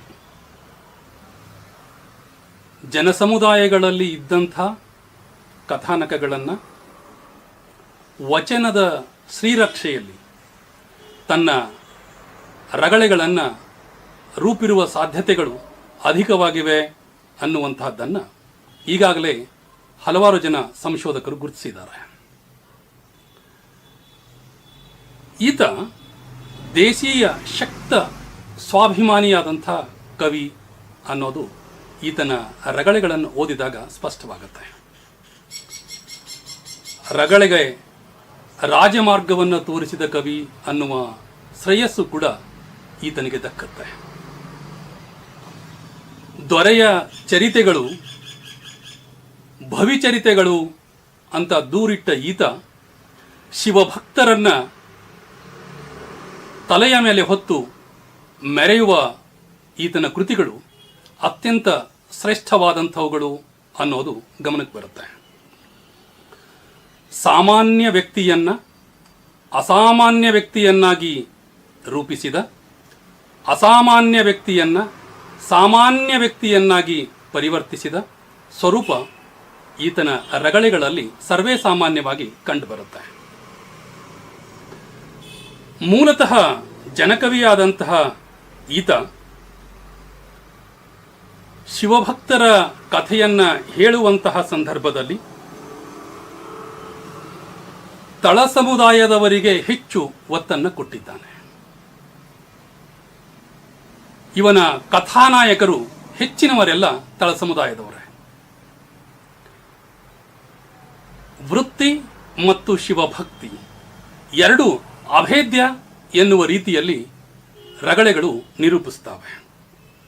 ಹೀಗಾಗಿ ಕನ್ನಡ ಸಾಹಿತ್ಯ ಚರಿತ್ರೆಯ ಹಿನ್ನೆಲೆಯಲ್ಲಿ ಈ ರಗಳೆಗಳನ್ನು ನೋಡಿದ್ರೆ ಹರಿಹರ ಶೂದ್ರೋದ್ಧಾರದ ಆದ್ಯ ಕವಿ ಅಂತ ನಿಸ್ಸಂದೇಹವಾಗಿ ನಾವು ಕರೆಯಬಹುದಾಗಿದೆ. ಕನ್ನಡ ಸಾಹಿತ್ಯ ಚರಿತ್ರೆಯ ಸಂದರ್ಭದಲ್ಲಿ ಹರಿಹರನಿಗೆ ಸಿಗಬೇಕಾಗಿದ್ದ ಸ್ಥಾನಮಾನಗಳು ಸಿಕ್ಕಲಿಲ್ಲ ಅನ್ನುವಂತಹ ಅಭಿಪ್ರಾಯವನ್ನು ಕೆಲವು ಅಧ್ಯಯನಕಾರರು ವ್ಯಕ್ತಪಡಿಸಿದ್ದಾರೆ. ಅದು ವ್ಯತಿರಿಕ್ತವಾದಂತಹ ಅಭಿಪ್ರಾಯ ಏನು ಅಲ್ಲ ಅಂತ ಅನಿಸುತ್ತೆ. ಇದಕ್ಕೆ ಮುಖ್ಯ ಕಾರಣ ಹರಿಹರನನ್ನ ಒಬ್ಬ ಮತಮುಖಿಯಾದಂತಹ ಕವಿ ಅನ್ನುವ ಪರಿಭಾಷೆಯಿಂದ ನೋಡಿದ್ದೇ ಅಧಿಕವಾಗಿದ್ದು ಮುಖ್ಯ ಕಾರಣವಾಗಿದೆ ಅಂತ ಗುರುತಿಸಿಕೊಳ್ಳೋದಕ್ಕೆ ಸಾಧ್ಯ ಆಗುತ್ತೆ. ಹರಿಹರ ಮೂಲತಃ ಒಬ್ಬ ಸೈದ್ಧಾಂತಿಕ ಕವಿ. ಕಥೆಗಳ ಮೂಲಕ ನಿರ್ದಿಷ್ಟವಾದಂತಹ ವಿಚಾರವನ್ನ, ಸೈದ್ಧಾಂತಿಕತೆಯನ್ನ ಆತ ಸ್ಪಷ್ಟಪಡಿಸ್ತಾನೆ. ಈ ಕವಿಗೆ ಚರಿತ್ರೆ ಮುಖ್ಯವಾಗುವುದಕ್ಕಿಂತ ಸಮಾಜದ ಶುದ್ಧೀಕರಣ ಮುಖ್ಯವಾಗುತ್ತೆ. ಹೀಗಾಗಿ ಸಮಾಜದ ಶುದ್ಧೀಕರಣದಲ್ಲಿ ಶರಣರು ವಹಿಸಿದ ಪಾತ್ರ ಎಂತಹದ್ದು ಅನ್ನುವಂತಹದ್ದನ್ನು ಆತ ಪವಾಡದ ಪರಿಭಾಷೆಯ ಮೂಲಕ ಅದನ್ನು ಪ್ರತಿಪಾದಿಸ್ತಾ ಹೋಗ್ತಾನೆ. ಹೀಗಾಗಿ ಸಾಮಾನ್ಯತ್ವ ಮತ್ತು ಅಸಾಮಾನ್ಯತ್ವ ಎರಡೂ ಒಟ್ಟೊಟ್ಟಿಗೆ ಈತನ ಕೃತಿಗಳಲ್ಲಿ ಕಾಣಿಸಿಕೊಳ್ತವೆ. ರಾಜಕೀಯ ವ್ಯವಸ್ಥೆಯ ಎದುರು ನಿಲ್ಲುವ ಗುಣ ಇಲ್ಲಿಯ ಪಾತ್ರಗಳಿಗಿದೆ. ಸಾಹಿತ್ಯ ಚರಿತ್ರೆಯಲ್ಲಿ ತಳ ಸಮುದಾಯದ ಮತ್ತು ರಾಜಕೀಯ ವ್ಯವಸ್ಥೆಯ ವಿರುದ್ಧ ಪ್ರತಿಯಾಗಿ ಧ್ವನಿ ಎತ್ತುವ ಪಾತ್ರಗಳು ಅಥವಾ ಕಥಾನಕಗಳು ನಮಗೆ ದೊರೆಯೋದಿಲ್ಲ. ಹೀಗಾಗಿ ಕನ್ನಡ ಸಾಹಿತ್ಯಕ್ಕೆ ಹರಿಹರ ಒಂದು ಹೊಸ ತಿರುವನ್ನು ಆತ ಕೊಡ್ತಾನೆ. ಹೀಗಾಗಿ ಒಂದು ಅದ್ಭುತ ಶಕ್ತಿಯ ಕವಿ ಅನ್ನೋದನ್ನು ಆತನ ರಗಳೆ ಅಧ್ಯಯನ ಮಾಡಿದಾಗ ನಮಗೆ ಗಮನಕ್ಕೆ ಬಾರದೇ ಇರುವುದು. ಇಲ್ಲಿ ಹರಿಹರನ ರಗಳೆಯನ್ನು ನೋಡಿದಾಗ ಅಥವಾ ಈವರೆಗೆ ಅಧ್ಯಯನ ಮಾಡಿದವರ ಅಧ್ಯಯನದ ವಿಚಾರಗಳನ್ನು ಗಮನಿಸಿದಾಗ ಹರಿಹರನ ಮೇಲೆ ಪವಾಡದ ಹಿನ್ನೆಲೆಯಲ್ಲಿ ಕೆಲವರು ಆರೋಪಗಳನ್ನು ಮಾಡಿರುವಂತಹದ್ದಿದೆ. ಐತಿಹಾಸಿಕ ಹಿನ್ನೆಲೆಯಲ್ಲಿ ಹರಿಹರನ ಕಥಾನಕಗಳನ್ನು ಅಧ್ಯಯನ ಮಾಡಲು ಮುಂದಾದವರು ಹರಿಹರನಿಗೆ ಐತಿಹಾಸಿಕ ಸಂಗತಿಗಳ ಬಗ್ಗೆ ಮಾಹಿತಿಯೇ ಇಲ್ಲ ಅನ್ನುವ ಅಭಿಪ್ರಾಯವನ್ನು ವ್ಯಕ್ತಪಡಿಸಿದ್ದಾರೆ. ಇದಕ್ಕೆ ದೊಡ್ಡ ಅಡ್ಡಿಯಾದಂತಹದ್ದು ಪವಾಡದ ಪರಿಭಾಷೆ ಅನ್ನುವಂತಹದ್ದನ್ನು ಹೇಳಿದ್ದಾರೆ. ಇದರ ಬಗ್ಗೆ ಸಾಹಿತ್ಯದಲ್ಲಿ ಒಂದು ದೊಡ್ಡ ಚರ್ಚೆ ನಡೆದಿದೆ. ಟಿ.ಎಸ್. ವೆಂಕಣ್ಣಯ್ಯ ಅವರು, ಹಿರೇಮಲ್ಲೂರು ಈಶ್ವರನ್, ರಂಶ್ರೀ ಮುಗುಳಿ, ಸಿದ್ದಯ್ಯ ಪುರಾಣಿಕ್, ಬಿ ಹೆಂಡಿ, professor M Kalburgi, professor M Chidananda Murthy, ಸ ಮಾಳ್ವಾಡ್ರು ಇಂಥವರೆಲ್ಲ ಈ ವಿಷಯದ ಕುರಿತು ಚರ್ಚೆಯನ್ನು ಮಾಡಿರುವಂಥದ್ದು ಕಂಡು ಬರುತ್ತೆ. ಆದರೆ ಇಲ್ಲಿಯ ಚರ್ಚೆ ಹೇಗಿದೆ ಅಂತಂದರೆ, ಚಳುವಳಿಯ ನಾಯಕರ, ಪ್ರಧಾನ ನಾಯಕರ ರಗಳೆಗಳನ್ನು ಇಟ್ಕೊಂಡು ಚರ್ಚೆ ಮಾಡೋದ್ರಿಂದ ಚಾರಿತ್ರಿಕ ಸಂಗತಿಗಳು ಇಲ್ಲಿ ಹೆಚ್ಚು ಪ್ರಾಧಾನ್ಯತೆಯನ್ನು ಪಡ್ಕೊಂಡು ರಗಳೆಗಳ ಹಿನ್ನೆಲೆಯಲ್ಲಿ ವಿಶ್ಲೇಷಣೆಯನ್ನು ಮಾಡುವಂತಹದ್ದು ಕಂಡುಬರುತ್ತೆ. ಆದರೆ ತಳ ಸಮುದಾಯಗಳ ಹಿನ್ನೆಲೆಯಲ್ಲಿ ಈ ಪವಾಡಗಳನ್ನು ಅಧ್ಯಯನ ಮಾಡಿದ್ರೆ ಇದಕ್ಕಿಂತಲೂ ಭಿನ್ನವಾದಂತಹ ಪರಿಣಾಮ ನಮ್ಮ ಕಣ್ಣೆದುರಿಗೆ ಬಂದು ನಿಲ್ಲುತ್ತೆ. ಪವಾಡಗಳು ಐತಿಹ್ಯಕ್ಕೆ ಇರಬಹುದಾದಂತಹ ಇತಿಹಾಸದ ಎಳೆಗಳನ್ನು ಕ್ಷೀಣ ಮಾಡುತ್ತೆ ಮತ್ತು ಇತಿಹಾಸದಿಂದ ದೂರ ಮಾಡುತ್ತೆ. ಇದು ವಸ್ತುನಿಷ್ಠವಾದಂತಹ ವಿಚಾರ. ಆದರೆ ಮಹಾಪುರುಷರ ಸರಳವಾದಂತಹ ನಡೆಗಳು ಜನಸಾಮಾನ್ಯರಿಗೆ ಅಸಾಮಾನ್ಯವಾಗಿ ಕಂಡಾಗ, ತಮಗೆ ಅನುಸರಿಸಲು ಸಾಧ್ಯವಾಗದೇ ಹೋದಾಗ ಅವರು ಅದನ್ನು ನಿರೂಪಿಸುವಂತಹ ರೀತಿ ಅಸಾಮಾನ್ಯದ ಸ್ವರೂಪದ್ದೇ ಆಗಿರ್ತದೆ. ಆಗ ಅವು ಪವಾಡದ ರೂಪವನ್ನು ಧಾರಣ ಮಾಡುತ್ತವೆ. ಅಂಥವುಗಳನ್ನೇ ಹರಿಹರ ಕಥಾವಸ್ತುವನ್ನಾಗಿ ಮಾಡಿಕೊಂಡಿದ್ದರ ಪರಿಣಾಮದಿಂದಾಗಿ ಒಂದು ಕಾಲಘಟ್ಟದ ಸಂದರ್ಭದಲ್ಲಿ ಕಾವ್ಯದ ನಿರೂಪಣಾ ವಿಧಾನಕ್ಕೆ ಪವಾಡಗಳು ಅನಿವಾರ್ಯ ಮತ್ತು ಅಗತ್ಯ ಅಂತ ಹರಿಹರನಿಗೆ ಅನಿಸಿದೆ ಅಂತ ಓದುಗರಿಗೆ ಅನಿಸ್ತೇ ಇರಲಾರದು. ನನಗಾದರೂ ಕೂಡ ಹಾಗೆ ಅನಿಸಿದೆ. ನಾವು ಕವಿತೆಯನ್ನು ಬರೆಯುವಂತಹ ಸಂದರ್ಭದಲ್ಲಿ, ಆಧುನಿಕ ಸಂದರ್ಭದಲ್ಲಿ ಸಂಕೇತ, ಪ್ರತಿಮೆ, ಪ್ರತೀಕಗಳನ್ನು ಬಳಸ್ತೇವೆ. ಅಂತಹ ಬಳಸಿದಂತಹ ಕವನಗಳನ್ನು ಚರಿತ್ರೆಯ ಹಿನ್ನೆಲೆಯಲ್ಲಿ ನೋಡೋದಕ್ಕೆ ಹೊರಟಾಗ ಪ್ರತಿಮಾತ್ಮಕ ಪರಿಭಾಷೆ ಸಮರ್ಥನೀಯವಾದುದಲ್ಲ ಅಂತ ಅಂದ್ಕೊಂಡು ಬಿಟ್ಟು ಹೇಳಿದ ಹಾಗೆ ಆಗುತ್ತೆ. ಒಬ್ಬ ಕವಿಗೆ ನಿರೂಪಣಾ ವಿಧಾನ ಹೀಗೆ ಇರಬೇಕು ಅನ್ನುವಂಥದ್ದು ಸರಿಯಲ್ಲ. ಆದರೆ ಅಭಿವ್ಯಕ್ತಿಪಡಿಸಿದ ವಿಧಾನದಲ್ಲಿಯೇ ಸಿಗಬಹುದಾದ ಆಕಾರ ಏನಿದೆ, ಸತ್ವ ಏನಿದೆ, ಶಕ್ತಿ ಏನಿದೆ, ಅದನ್ನು ನಾವು ಬಳಸುವುದರ ಕಡೆಗೆ ನಮ್ಮ ಗಮನ ಇದ್ದರೆ ಹೆಚ್ಚು ಸೂಕ್ತ ಅಂತ ನನಗನ್ಸುತ್ತೆ. ಪವಾಡಗಳಲ್ಲಿ ಒಟ್ಟು 3 ರೀತಿ ಇರುವಂತಹದ್ದು ಹರಿಹರನ ರಗಳೆಗಳನ್ನು ಅಧ್ಯಯನ ಮಾಡಿದಾಗ ಗಮನಕ್ಕೆ ಬರುತ್ತೆ. ವಿದ್ಯಾತ್ಮಕ ಪವಾಡಗಳು ಅಂತಂದ್ರೆ ಇವು ಚಳುವಳಿಗೆ ಪೂರಕವಾಗಿ ಕೆಲಸ ಮಾಡುವಂಥವು. ಚಳುವಳಿಗೆ ತಾತ್ವಿಕತೆಯನ್ನು ಅತ್ಯಂತ ಸಮರ್ಥವಾಗಿ ಪ್ರತಿನಿಧಿಸುವ ಸಾಮರ್ಥ್ಯವನ್ನು ಈ ಪವಾಡಗಳು ಹೊಂದಿರ್ತವೆ. ನೇತ್ಯಾತ್ಮಕವಾದಂತಹ ಪವಾಡಗಳು ಅದರ ತಾತ್ವಿಕತೆಯನ್ನು ಪ್ರತಿಬಿಂಬಿಸುವುದರಲ್ಲಿ ಸೋಲುವ ಗುಣವನ್ನು ಹೊಂದಿರ್ತವೆ. ಇನ್ನು ದ್ವಂದ್ವಾತ್ಮಕ ಪವಾಡಗಳು ಭಿನ್ನ ಅಭಿಪ್ರಾಯಗಳನ್ನು, ಭಿನ್ನ ವ್ಯಾಖ್ಯಾನಗಳಿಗೆ ಆಸ್ಪದ ಮಾಡಿಕೊಡುವಂತಹ ಸ್ವರೂಪದ ಪವಾಡಗಳು ಇವಾಗಿರ್ತವೆ. ಹೀಗೆ 3 ಸ್ವರೂಪದ ಪವಾಡಗಳು ಹರಿಹರನ ರಗಳೆಗಳಲ್ಲಿ ಒಡೆದು ಕಾಣುತ್ತೆ.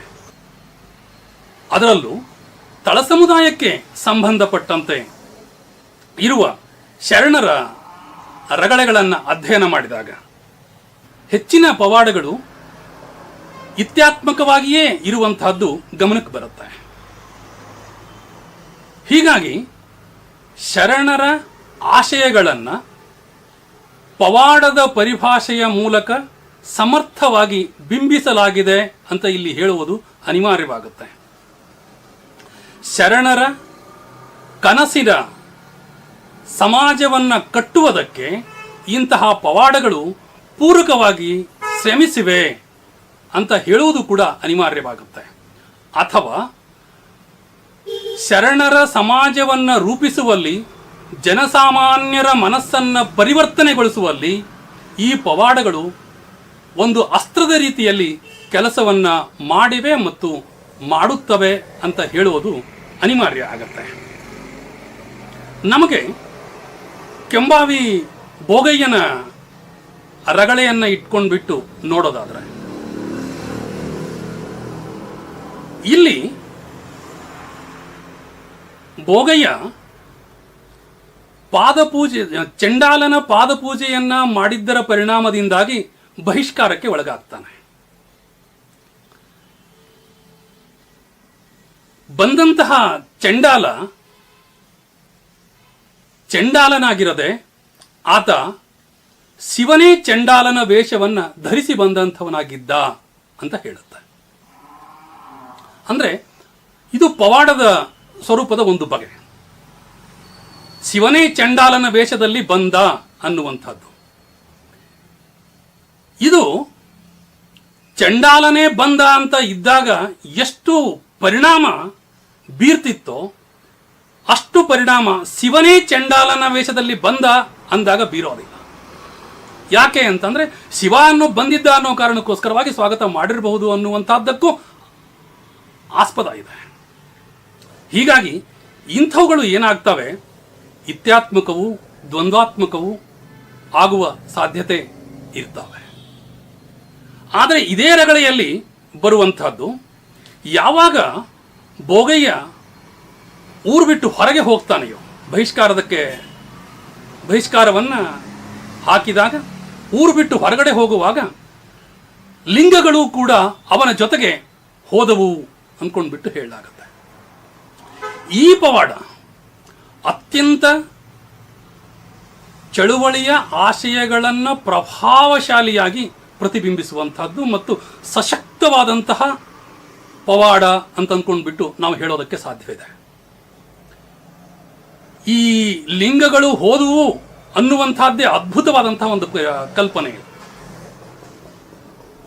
ಈ ಕಲ್ಪನೆ ಪವಾಡದ ದೃಷ್ಟಿಯಿಂದ ಅರ್ಥೈಸೋದಕ್ಕೆ ಹೊರಟಾಗ್ಲೂ ಕೂಡ ಭಿನ್ನವಾದಂತಹ ಆಶಯಗಳನ್ನು ಬಿಟ್ಟುಕೊಡ್ತಾ ಹೋಗುತ್ತೆ. ಈ ಪವಾಡ ಎಷ್ಟರ ಮಟ್ಟಿಗೆ ಚಲಿಸ್ತದೆ ಮುಂದೆ ಅಂತಂದ್ರೆ, ಮತ್ತೆ ತಪ್ಪನ್ನ ಒಪ್ಪಿಕೊಂಡು ಭೋಗಯ್ಯನಿಗೆ ಕರೆದುಕೊಂಡಾಗ ಲಿಂಗಗಳು ಬರ್ತಾವೆ. ನಾ ಮುಂದು ತಾ ಮುಂದು ಅಂತ ಬಂದಂತಹ ಲಿಂಗಗಳು ತಮ್ಮ ಪೀಠವನ್ನ ಬಿಟ್ಟು ಇನ್ನ ಬೇರೆ ಪೀಠಗಳನ್ನು ಆಶ್ರಯಿಸ್ತವೆ. ಹೀಗಾಗಿ ಬೇರೆ ಪೀಠಕ್ಕೆ ಸೇರಿದ್ದರಿಂದಾಗಿ ಕಿರಿಯ ಲಿಂಗ ಹಿರಿಯ ಪೀಠಕ್ಕೂ ಹಿರಿಯ ಲಿಂಗ ಕಿರಿಯ ಪೀಠಕ್ಕೂ ಸೇರಿ ಸ್ಥಾನಪಲ್ಲಟವಾದಂತಹದ್ದನ್ನು ಗುರುತಿಸಲಾಗುತ್ತೆ. ಇದರ ಜೊತೆಗೆ ವಿವಾಹದ ಪರಿಕಲ್ಪನೆಯ ಬಗ್ಗೆ ಕೂಡ ಅದು ದಾಖಲಿಸುತ್ತೆ. ಶರಣ ಚಳವಳಿಯ ಆಶಯ ಏನಿತ್ತೋ, ಅಂತರ್ಜಾತೀಯ ವಿವಾಹದ ಪರಿಭಾಷೆಯ ಆಶಯ, ಅದು ಕೂಡ ಇಂಥ ಪವಾಡದಲ್ಲಿ ವ್ಯಕ್ತವಾಗುತ್ತೆ. ಇಂಥವುಗಳನ್ನ ನೋಡಿದಾಗ ನಮಗೆ ಪವಾಡಗಳು ಚರಿತ್ರೆಯನ್ನ ಸಡಿಲಗೊಳಿಸಿವೆ ಅನ್ನುವುದಕ್ಕಿಂತ ದೊಡ್ಡದಾಗಿ ಚರಿತ್ರೆಯ ಆಶಯಗಳನ್ನು ದೃಢೀಕರಿಸಿವೆ ಅಂತ ಹೇಳೋದಕ್ಕೆ ಹೆಚ್ಚು ಅನುವನ್ನ ಮಾಡಿಕೊಡುತ್ತವೆ. ಇಲ್ಲಿ ಚಂಡಾಲ ವೇಷ ಧರಿಸಿ ಬಂದದ್ದು ನಿತ್ಯಾತ್ಮಕ್ಕೆ ಹತ್ತಿರವಾದರೆ, ಇಲ್ಲಿ ದ್ವಂದ್ವಾತ್ಮಕ ವಿಚಾರಕ್ಕೆ ಸಂಬಂಧಪಟ್ಟಂತೆ ಬೇರೆ ಬೇರೆಗಳನ್ನು ಉದಾಹರಣೆ ಕೊಡಬಹುದು. ಇಂಥವು ಹಲವಾರು ನಮಗೆ ಸಿಗ್ತಾ ಹೋಗ್ತವೆ. ಆದರೆ ನನಗೆ ಇಲ್ಲಿ ಬೇಡರ ಕಣ್ಣಪ್ಪನ ರಗಳೆಯಲ್ಲಿ ಬರುವಂತಹ ಪವಾಡವನ್ನ ಗಮನಕ್ಕೆ ತರೋದಕ್ಕೆ ಬಯಸ್ತೇನೆ. ಕೊನೆಯಲ್ಲಿ ಬೇಡರ ಕಣ್ಣಪ್ಪನಿಗೆ ಕೈಲಾಸಕ್ಕೆ ಕರೆದುಕೊಂಡು ಹೋಗುವಂತಹ ಸಂದರ್ಭದಲ್ಲಿ ನಿರ್ಮಳ ಶರೀರವನ್ನು ತಂದು ಕಣ್ಣಪ್ಪನನ್ನ ಅದರಲ್ಲಿ ಸೇರಿಸಲಾಯಿತು ಅನ್ನುವಂತಹ ಮಾತು ಬರುತ್ತೆ. ಇದಕ್ಕಿಂತ ಮುಂಚೆ ಕಣ್ಣಪ್ಪ ಶಿವನಿಗೆ ಮಾಂಸವನ್ನು ತಿನ್ನಿಸುವಂತಹ ಸಂದರ್ಭದಲ್ಲಿ ಶಿವ ಅದು ತಿಂದಂತೆ ನಟಿಸಿದ ಅನ್ನುವಂತಹ ಮಾತು ಬರುತ್ತೆ. ಇವೆರಡೂ ಒಂದಕ್ಕೊಂದು ಪೂರಕವಾಗಿವೆ. ಇಲ್ಲಿ ಬರುವಂತಹ ಈ ನಿರ್ಮಳ ಶರೀರದ ಪವಾಡ ಇದೆ ಅಲ್ವಾ, ಇದು ವೈದಿಕ ಚಿಂತನಾ ಕ್ರಮಕ್ಕೆ ಹೊರಳುವಂತಹದ್ದಾಗಿದೆ. ಪಾವಿತ್ರ್ಯದ ಪರಿಕಲ್ಪನೆಗೆ ತಿರುಗುವಂತಹದ್ದಾಗಿದೆ. ಮುಕ್ತಿಯ ಪರಿಕಲ್ಪನೆ ಬೇಕು ಅಂತಂದಾಗ ಪಾವಿತ್ರ್ಯತೆಯ ಪರಿಕಲ್ಪನೆಯು ಕೂಡ ಅನಿವಾರ್ಯ ಅನ್ನುವಂಥದ್ದನ್ನು ಇದು ಪ್ರತಿನಿಧಿಸುತ್ತದೆ. ಇಂಥವು ಶರಣ ತಾತ್ವಿಕತೆಗೆ ಎಷ್ಟು ಸಮರ್ಥನೀಯ ಅನ್ನುವಂತಹ ಪ್ರಶ್ನೆ ಎದುರಾಗತ್ತೆ. ನನಗೆ ಹರಳಯ್ಯನವರ ವಿಚಾರಕ್ಕೆ ನಾನು ಮುಂದೆ ಬರ್ತೇನೆ. ಅದಕ್ಕಿಂತ ಮುಂಚೆ ಒಟ್ಟು ಹರಿಹರ ಕೊಡುವಂತಹ ಪ್ರಧಾನ ರಗಳೆಗಳಲ್ಲಿ ಯಾವುವು ಅಂತಂದ್ರೆ ಕೆಂಬಾವಿ ಬೋಗಣ್ಣನ ರಗಳೆ, ಚೆನ್ನಯ್ಯನ ರಗಳೆ, ತಿರುನಾಳ್ ಪೋವರ್ ರಗಳೆ, ಬೇಡರ ಕಣ್ಣಪ್ಪನ ರಗಳೆ, ಸಾಮವೇದಿ ರಗಳೆ, ತೆಲುಗು ಜೊಮ್ಮಯ್ಯನ ರಗಳೆ, ಸಂಬೋಳಿ ನಾಗಿದೇವನ ಕಥಾಪ್ರಸಂಗ, ಇಂಥವುಗಳು ಹೆಚ್ಚು ಮಹತ್ವದ್ದು ಅಂತ ಅನಿಸುತ್ತೆ.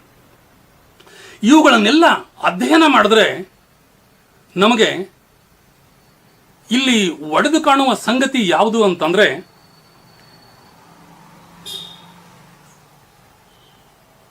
ದ್ವಿಜವಾದ ಮತ್ತು ಶರಣವಾದ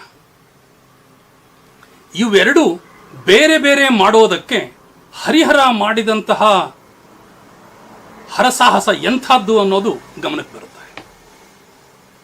ಅದು ಕೇವಲ ಹರಿಹರನ ವಿಚಾರ ಮಾತ್ರ ಆಗಿರದೆ ಶರಣರ ಸಾಹಸದ ಕಾರ್ಯಗಳನ್ನು ಪ್ರತಿಬಿಂಬಿಸುವ ರೀತಿ ನಮಗೆ ಆಶ್ಚರ್ಯವನ್ನು ಉಂಟು ಮಾಡುತ್ತೆ. ವಿಪ್ರವಾದ ಏನು ಹೇಳುತ್ತೆ? ವಿಪ್ರಜ ಮೊದಲು, ಅಂತ್ಯಜ ಕಡೆ ಅನ್ನುವ ವಾದವನ್ನು ಮುಂದಿಡುತ್ತೆ.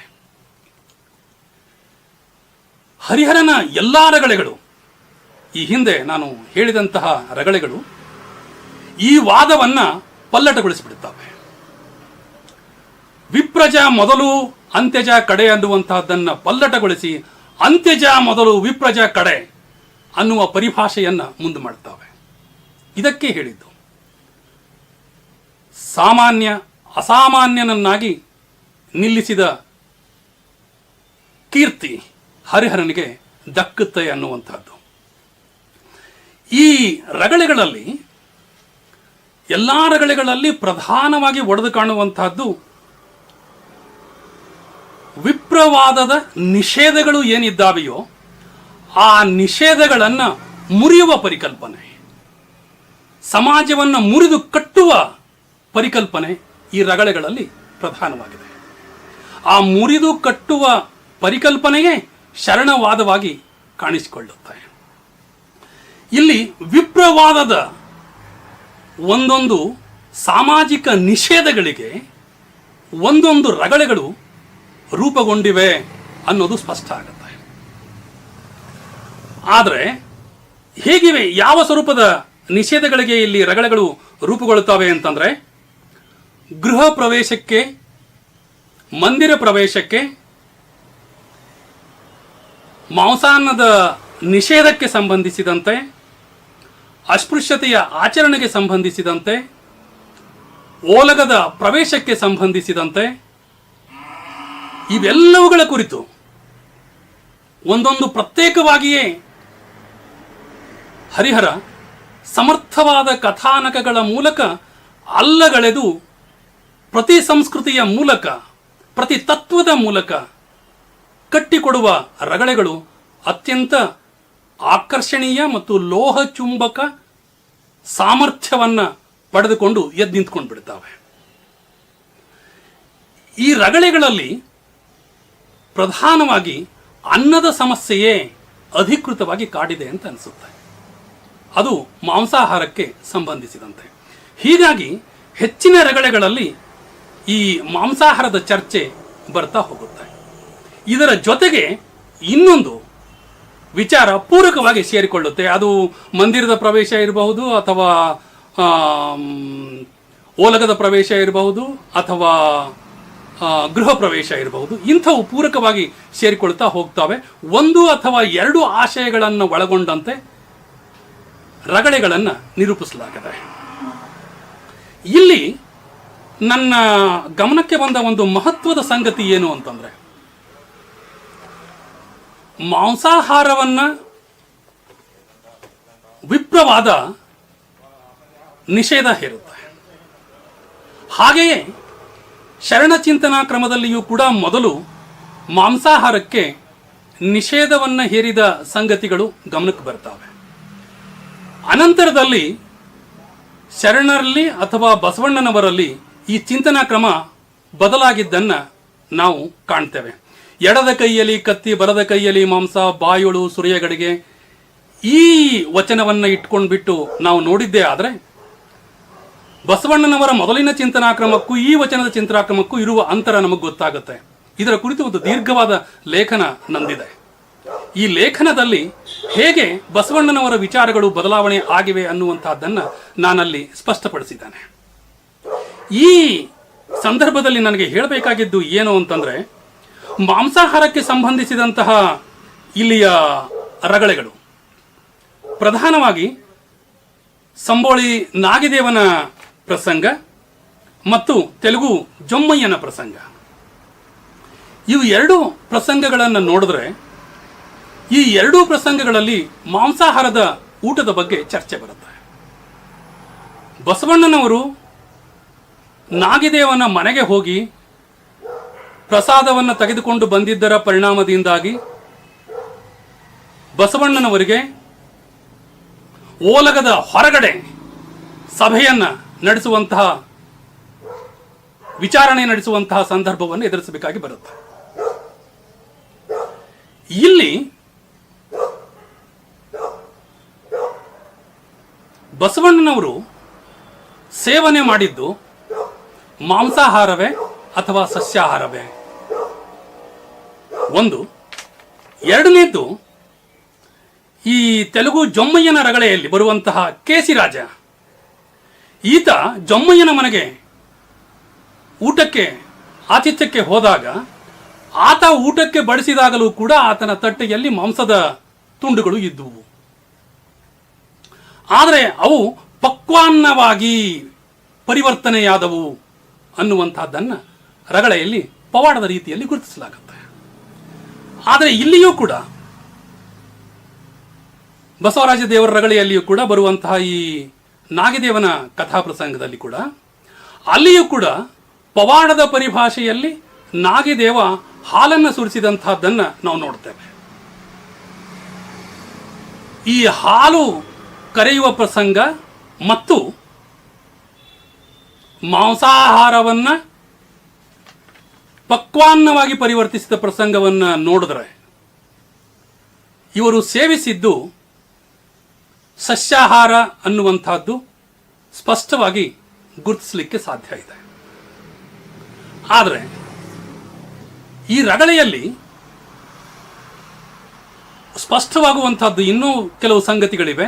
ಅವು ಯಾವುವು ಅಂತಂದ್ರೆ, ಮಾಂಸಾಹಾರಿಗಳಾಗಿದ್ದಾಗಲೂ ಅವರ ಮನೆಗೆ ಹೋಗಬಹುದು, ಊಟ ಮಾಡಬಹುದು.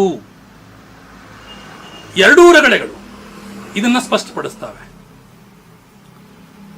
ಅಷ್ಟೇ ಅಲ್ಲದೆ ನಮಗೆ ಕಣ್ಣಪ್ಪನ ರಗಳೆಯನ್ನು ತೆಗೆದುಕೊಂಡ್ರೆ ಅಲ್ಲಿಯೂ ಕೂಡ ಶಿವ ಅದು ತಿಂದಂತೆ ನಟಿಸಿದ ಹೇಳಲಾಗಿದೆ. ಅಂದರೆ ಭಕ್ತಿಯ ನಿಷ್ಠೆಗೆ ಒಲಿದ ಅನ್ನುವಂಥದ್ದು ಬೇರೆ ಮಾತು. ಆದರೆ ಇಲ್ಲಿ ಆಹಾರದ ಸಂದರ್ಭದ ಹಿನ್ನೆಲೆಯಲ್ಲಿ ನಾವು ಮಾತನಾಡ್ತಾ ಇರೋದ್ರಿಂದ ಮಾಂಸಾಹಾರಕ್ಕೆ ಸಂಬಂಧಿಸಿದವರ ಮನೆಯ ಪ್ರವೇಶವಾಗಲಿ ಜೊತೆಗೆ ಕುಳಿತು ಊಟ ಮಾಡುವಂತಹದ್ದಾಗಲಿ ಅದು ತಪ್ಪಲ್ಲ ಅನ್ನುವಂತಹ ಪರಿಭಾಷೆಯನ್ನು ಈ ಕಥೆಗಳು ಮುಂದಿಡುತ್ತವೆ. ಆದರೆ ಅವರು ಸೇವಿಸಿದ ಆಹಾರ ಇದೆ ಅಲ್ವಾ, ಅದು ಮಾಂಸಾಹಾರ ಅಲ್ಲ ಅಂತ ಹೇಳುವುದರ ಜೊತೆಗೆ ಇಲ್ಲಿ ಇನ್ನೊಂದು ಮಾತು ಬರುತ್ತೆ ಬಸವಣ್ಣನವರ ಕಡೆಯಿಂದ. ನಿನಗೆಂದಟ್ಟಡಿಗೆಯ ನೀಡ ಕಲಿಸಿದಾತ ಕೆಂಬಾವಿ ಭೋಗಯ್ಯ ಅನ್ನುವಂತಹ ಮಾತು ಬರುತ್ತೆ. ಈ ಅಟ್ಟ ಅಡಿಗೆಯನ್ನ ಪ್ರಸಾದದ ರೀತಿಯಲ್ಲಿ ಅರ್ಪಿಸಿ ಕೊಡುವಂತಹದ್ದಿದೆ ಅಲ್ವಾ, ಒಂದು ವಿಧಾನವನ್ನಾಗಿ ಕಂಡುಕೊಂಡಂತಹ ರೀತಿ ಅನ್ನೋದು ಹೇಳುತ್ತೆ. ಬಹುಶಃ ಪ್ರಸಾದವನ್ನ ಸಸ್ಯಾಹಾರವನ್ನೇ ಅರ್ಪಿಸ್ತಾ ಇರಬಹುದು, ಆ ಸಸ್ಯಾಹಾರವನ್ನೇ ಬಡಿಸ್ತಾ ಇದ್ರು ಬಂದ ಅತಿಥಿಗಳಿಗೆ ಅನ್ನುವುದನ್ನು ಊಹೆ ಮಾಡೋದಕ್ಕೆ ಸಾಧ್ಯ ಆಗುತ್ತೆ. ಇಲ್ಲಿ ಇದು ಯಾವ ನೀತಿಯನ್ನು ಹೇಳುತ್ತೆ ಅಂತಂದ್ರೆ, ಇವತ್ತಿನ ಸಂದರ್ಭದಲ್ಲಿ ವಾದ ಮಾಡುವಂತಹದ್ದಿದೆ. ಅವರವರ ಅನ್ನ ಅವರವರದ್ದು, ಅನ್ನ ಭೇದ ನೀತಿ ಸರಿ ಅಲ್ಲ ಅನ್ನುವ ವಾದವನ್ನ ಮಂಡಿಸಲಾಗ್ತಾ ಇದೆ. ಅಂದ್ರೆ ಒಂದೇ ಸ್ಥಳದಲ್ಲಿ ಕುಳಿತು ಊಟ ಮಾಡಿದಾಗಲೂ ಕೂಡ ಅವರ ಆಹಾರ ಅವರು ಊಟ ಮಾಡಿದ್ರು ಕೂಡ ಅನ್ನ ಭೇದವನ್ನ ಮಾಡುವಂತಹದ್ದು ಸರಿಯಲ್ಲ ಅನ್ನುವುದನ್ನು ಹೇಳುವಂಥದ್ದು. ಬಹುಶಃ ಈ ಧೋರಣೆಯನ್ನ ಇಲ್ಲಿ ಬಳಕೆಗೆ ತಂದಿದ್ದರು ಅನ್ನುವಂತಹದ್ದು ಪರೋಕ್ಷವಾಗಿ ನಮಗೆ ಗೊತ್ತಾಗುತ್ತೆ. ಅವರವರ ಅನ್ನ ಅವರದ್ದು ಅನ್ನುವ ನೀತಿಯ ಮೇಲೆ ಅಲ್ಲಿ, ಆದರೆ ಅನ್ನ ಭೇದವನ್ನ ಮಾಡದೆ ಸಹಪಂಕ್ತಿಯಲ್ಲಿ ಊಟ ಮಾಡಬಹುದಾದ ಒಂದು ಪರಿಕ್ರಮವನ್ನ ರೂಢಿಗೆ ತಂದಿದ್ದರು ಅಂತ ಹೇಳಬಹುದೇನೋ ಅಂತ ಅನಿಸುತ್ತೆ. ಸಾಮವೇದಿಯ ರಗಳೆ ಬಹಳ ಮಹತ್ವದ್ದು ಅಂತ ಅನಿಸುತ್ತೆ. ಯಾವ ಕಾರಣಕ್ಕೆ? ಹರಿಹರನ ರಗಳೆಯ ನಿರ್ವಹಣೆಯ ವಿಧಾನದಲ್ಲಿ ಅತ್ಯಂತ ಪ್ರಧಾನವಾದ ಸಂಗತಿ ಅಂತಂದ್ರೆ, ಸ್ಥಾನ ಪಲ್ಲಟಗೊಳಿಸುವ ಪ್ರಕ್ರಿಯೆ ಹರಿಹರನ ರಗಳೆಗಳಲ್ಲಿ ಪ್ರಧಾನ ಆಶಯವಾಗಿ ಕಂಡುಬರುತ್ತೆ.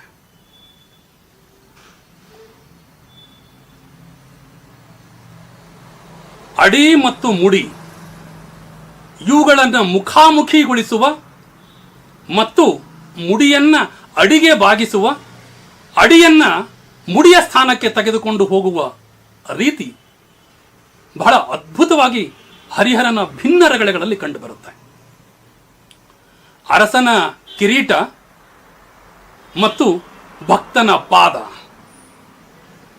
ಅಥವಾ ಭಕ್ತನ ಕೆರ, ಅರಸನ ಕಿರೀಟ, ಹೀಗೆ ಕಿರೀಟ ಮತ್ತು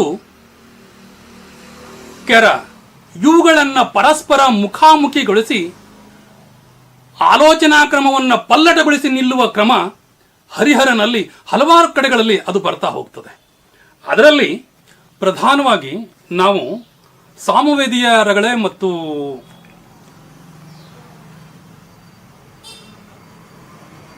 ಚೆನ್ನಯ್ಯನ ರಗಳೆಯಲ್ಲಿ ನೋಡೋದಕ್ಕೆ ಸಾಧ್ಯ ಆಗುತ್ತೆ. ಚೆನ್ನಯ್ಯನ ರಗಳೆಯಲ್ಲಿ ಶಿವಭಕ್ತರ ನಡುವೆಯೇ ನಡೆಯುವಂತಹ ಒಂದು ಸಣ್ಣ ಸಂಘರ್ಷ ಇಲ್ಲಿದೆ. ಇಲ್ಲಿ ಬಂದಂತಹ ಕರಿಕಾಲ ಚೋಳ ಅರಸು ತನ್ನನ್ನು ತಾನು ಚೆನ್ನಯ್ಯನ ಒಟ್ಟಿಗೆ ಹೋಲಿಸಿಕೊಳ್ತಾ ಆತ ತಾನು ಕೇಳುವಂತಹ ಸ್ವರೂಪವನ್ನು ನೋಡಿದ್ರೆ ಅತ್ಯಂತ ಮೃದುತನದ ಇರುವಿಕೆಯನ್ನ ಅದು ತೋರಿಸ್ತದೆ. ನಿಮ್ಮ ಕೆರಕ್ಕೆ ನನ್ನ ಶಿರ ಸಮವೇ ಅನ್ನುವಂತಹ ಮಾತನ್ನ ಅರಸ ತನ್ನ ಶಿರವನ್ನ ಆತನ ಕೆರಕ್ಕೆ ಮತ್ತು ಶಿರಕ್ಕೆ ಹೋಲಿಸಿಕೊಂಡು ಹೇಳುವಂತಹ ಮಾತುಗಳು ಅಲ್ಲಿ ಬರ್ತವೆ.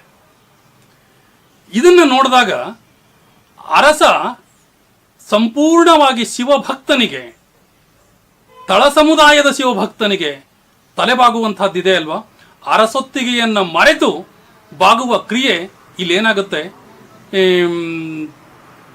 ಉನ್ನತೀಕರಣದ ಅತ್ಯಂತ ಶ್ರೇಷ್ಠ ಮೌಲ್ಯದ ವಿಧಾನ ಅಂತ ಅಂದ್ಕೊಂಡ್ಬಿಟ್ಟು ಇದು ಕರೆಸಿಕೊಳ್ತದೆ ಅಂತ ಹೇಳಬಹುದು. ಹಾಗೇನೆ ಸಾಮವೇದಿಯ ರಗಳೆಯಲ್ಲಿ ಬರುವಂತಹದ್ದು ಇದಕ್ಕೆ ತದ್ವಿರುದ್ಧವಾದಂತಹ ಭಾವದ ಗುಣಗಳು ಇಲ್ಲಿ ಕಾಣಿಸಿಕೊಳ್ತವೆ. ಇದಕ್ಕೆ ಮುಖ್ಯ ಕಾರಣ ಅಲ್ಲಿ ಇಬ್ಬರು ಶಿವಭಕ್ತರ ನಡುವೆ ಇರೋದರಿಂದಾಗಿ ಒಂದು ಸೌಮ್ಯ ಸ್ವರೂಪದ ಸಂಭಾಷಣೆ ಮತ್ತು ಮಾನವೀಯತೆಯ ಸಂಭಾಷಣೆಯ ಗುಣಗಳು ಅಲ್ಲಿ ನಡೀತಾ ಹೋಗ್ತವೆ. ಅವು ಉನ್ನತ ಮಟ್ಟದ್ದಾಗಿ ಕಾಣ್ತವೆ.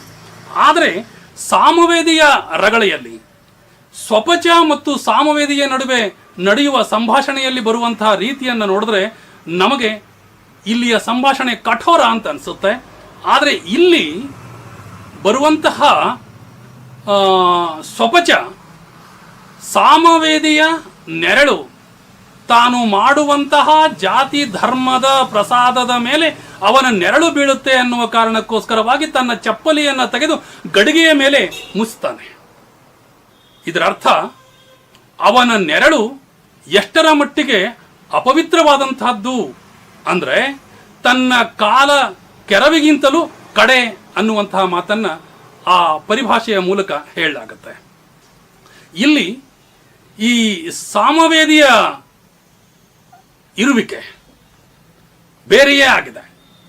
ಆತನ ಅಹಮ್ಮಿಕೆ, ಆತನ ಪ್ರತಿಷ್ಠೆ ಇವೆಲ್ಲವೂ ಇದ್ದಂತೆ ಅಭಿವ್ಯಕ್ತಿಪಡಿಸುವ ರೀತಿಗೂ ಕರಿಕಾಲ ಚೋಳನ ಅಭಿವ್ಯಕ್ತಿಯ ವಿಧಾನಕ್ಕೂ ವ್ಯತ್ಯಾಸ ಇದೆ. ಹೀಗಾಗಿ ಇವು ಎರಡರಲ್ಲಿ ನಮಗೆ ಕಾಣಿಸಿಕೊಳ್ಳುವಂತಹದ್ದು ಏನು ಅಂತಂದ್ರೆ, ಇಲ್ಲಿ ಇಬ್ಬರೂ ಶಿವಭಕ್ತರು ಅಥವಾ ತಳ ಸಮುದಾಯದ ಶಿವಭಕ್ತರು ಉನ್ನತೀಕರಣಕ್ಕೆ ಒಳಗಾಗಿ ಶ್ರೇಷ್ಠರು ಅಂತ ಕರ್ಸ್ಕೊಂಡ್ಬಿಡ್ತಾರೆ. ಆದರೆ ಅಲ್ಲಿಯ ದೊರೆ ಮತ್ತು ಇಲ್ಲಿಯ ಸಾಮವೇದಿ ಸಾಮಾನ್ಯರಲ್ಲಿ ಸಾಮಾನ್ಯರಂತೆ ಆಗಿ ಹೋಗುವ ಪ್ರಸಂಗವನ್ನ ಮುಂದಿಡಲಾಗತ್ತೆ. ಹೀಗಾಗಿ ಈ ಪಲ್ಲಟದ ಪ್ರಸಂಗಗಳು ಹರಿಹರನ ರಗಳೆಯಲ್ಲಿ ಇಂಥವುಗಳು ಹೆಚ್ಚು ಕಾಣ್ತಾ ಹೋಗ್ತವೆ. ಇವುಗಳ ಜೊತೆಗೆ ಇನ್ನೊಂದು ಮಹತ್ವದ ಸಂಗತಿ ಏನು ಅಂತಂದ್ರೆ,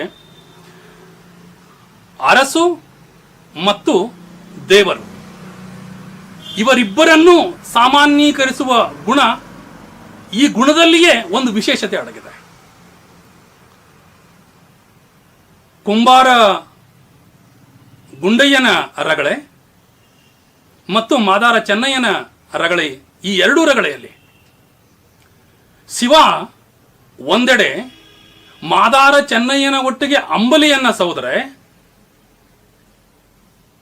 ಕುಂಬಾರ ಗುಂಡಯ್ಯನ ರಗಳೆಯಲ್ಲಿ ಆತನ ತಾಳಕ್ಕೆ ತಕ್ಕಂತೆ ಶಿವ ಕುಣಿತಾರೆ. ಈ ಕುಣಿಯುವ ಪ್ರಕ್ರಿಯೆ ಮತ್ತು ಅಂಬಲಿಯನ್ನ ಸವಿಯುವ ಪ್ರಕ್ರಿಯೆ ಇವೇನಾಗಿವೆ, ಶಿವನನ್ನೇ ಸಾಮಾನ್ಯೀಕರಣಕ್ಕೆ ತಂದಂತೆ ಇದೆ. ಅಲ್ಲಿ ದೊರೆಯನ್ನ ಸಾಮಾನ್ಯೀಕರಣ ಮಾಡಿದ ಹಾಗೆ ಇಲ್ಲಿ ದೇವರನ್ನ ಸಾಮಾನ್ಯೀಕರಣಕ್ಕೆ ತಂದು ನಿಲ್ಲಿಸಲಾಗಿದೆ. ಇಲ್ಲಿ ಎರಡನ್ನೂ ಸಮೀಕರಿಸಿ ಸ್ಪಷ್ಟಪಡಿಸಬಹುದಾದಂತಹದ್ದೇನು ಅಂತಂದ್ರೆ, ದೇವರೇ ಸಾಮಾನ್ಯೀಕರಣಕ್ಕೆ ಒಳಗಾಗಿ ಹೀಗೆ ಇರುವಾಗ ಇನ್ನು ಅರಸರ ಸ್ವರೂಪವೇನು, ಅವರು ಸಾಮಾನ್ಯರಾಗುವುದರಲ್ಲಿ ಏನು ವಿಶೇಷ ಇದೆ ಅನ್ನುವ ಧ್ವನಿ ಅಲ್ಲಿ ಕಾಣಿಸಿಕೊಳ್ಳುತ್ತದೆ. ಹೀಗಾಗಿ ತಳ ಸಮುದಾಯದ ಶರಣರ ಶಕ್ತಿಯನ್ನ ಉನ್ನತವಾದದ್ದು, ಮಹೋನ್ನತವಾದದ್ದು ಅಂತ ಪ್ರತಿಬಿಂಬಿಸುವ ಕಾರಣಕ್ಕೋಸ್ಕರವಾಗಿ ಶಿವ ಮತ್ತು ಅರಸರು ಇಲ್ಲಿ ಸಾಮಾನ್ಯೀಕರಣಕ್ಕೆ ಒಳಗಾಗಿದ್ದು ಗಮನಕ್ಕೆ ಬರುತ್ತೆ. ಈ ಸಾಮಾನ್ಯೀಕರಣದಲ್ಲಿಯೇ ಸ್ವಲ್ಪ ಆಂತರಿಕ ಭೇದಗಳಿವೆ ಕೆಲವಷ್ಟು. ಶಿವ ಭಕ್ತರ ನಡುವೆ ನಡೆಯುವ ಸ್ಪರ್ಧೆಗಳು ಒಂದು ರೀತಿಯಲ್ಲಿದ್ರೆ, ಭವಿ ಮತ್ತು ಭಕ್ತರ ನಡುವೆ ನಡೆಯುವ ಸ್ಪರ್ಧೆ ಇನ್ನೊಂದು ರೀತಿಯದ್ದಾಗಿದೆ. ಭವಿ ಮತ್ತು ಭಕ್ತರ ನಡುವೆ ನಡೆಯುವ ಸ್ಪರ್ಧೆಯಲ್ಲಿ ಕವಿ ಏನ್ ಮಾಡ್ತಾರೆ, ಅತ್ಯಂತ ಕಠೋರವಾದಂತಹ ಶಬ್ದಗಳನ್ನ ಬಳಸಿ ನಿಂದಿಸುವ, ಟೀಕಿಸುವ ಗುಣವನ್ನು ನಾವು ಕಾಣ್ತೇವೆ. ಹಾಗೆಯೇ ಇಲ್ಲಿ ಪರಸ್ಪರ ಶಿವ ಸಂಪ್ರದಾಯಕ್ಕೆ ಸಂಬಂಧಪಟ್ಟಂತವರ ನಡುವೆ ನಡೆಯುವ ಸ್ಪರ್ಧೆಯಲ್ಲಿ ಅಷ್ಟು ಕಠೋರವಾದ ಸ್ವರೂಪದ ನಿಂದನೆಗಳು ಕಾಣಿಸಿಕೊಳ್ಳೋದಿಲ್ಲ.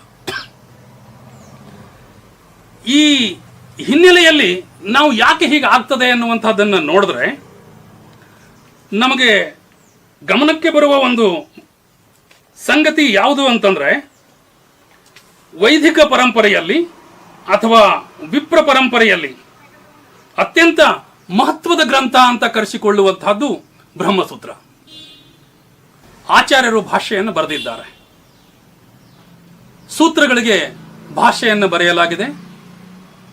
ಈ ಭಾಷ್ಯಗಳನ್ನು ಬರೆಯುವಂತಹ ಸಂದರ್ಭದಲ್ಲಿ ಅದರಲ್ಲೂ ಶೂದ್ರಾಧಿಕರಣ ಅನ್ನುವಂತಹ ಭಾಗದಲ್ಲಿ ಈ ಶೂದ್ರರಿಗೆ ನಿಂದಿಸಲು ಬಳಸುವಂತಹ ಪದಗಳು ಯಾವಿವೆಯೋ ಅಂತಹ ಪದಗಳನ್ನ ಹರಿಹರ ಉದ್ದೇಶಪೂರ್ವಕವಾಗಿಯೇ ತನ್ನ ರಗಳೆಯಲ್ಲಿ ಬಳಸಿದ್ದಾನೆ ಅನ್ನೋದು ವಿಶೇಷ.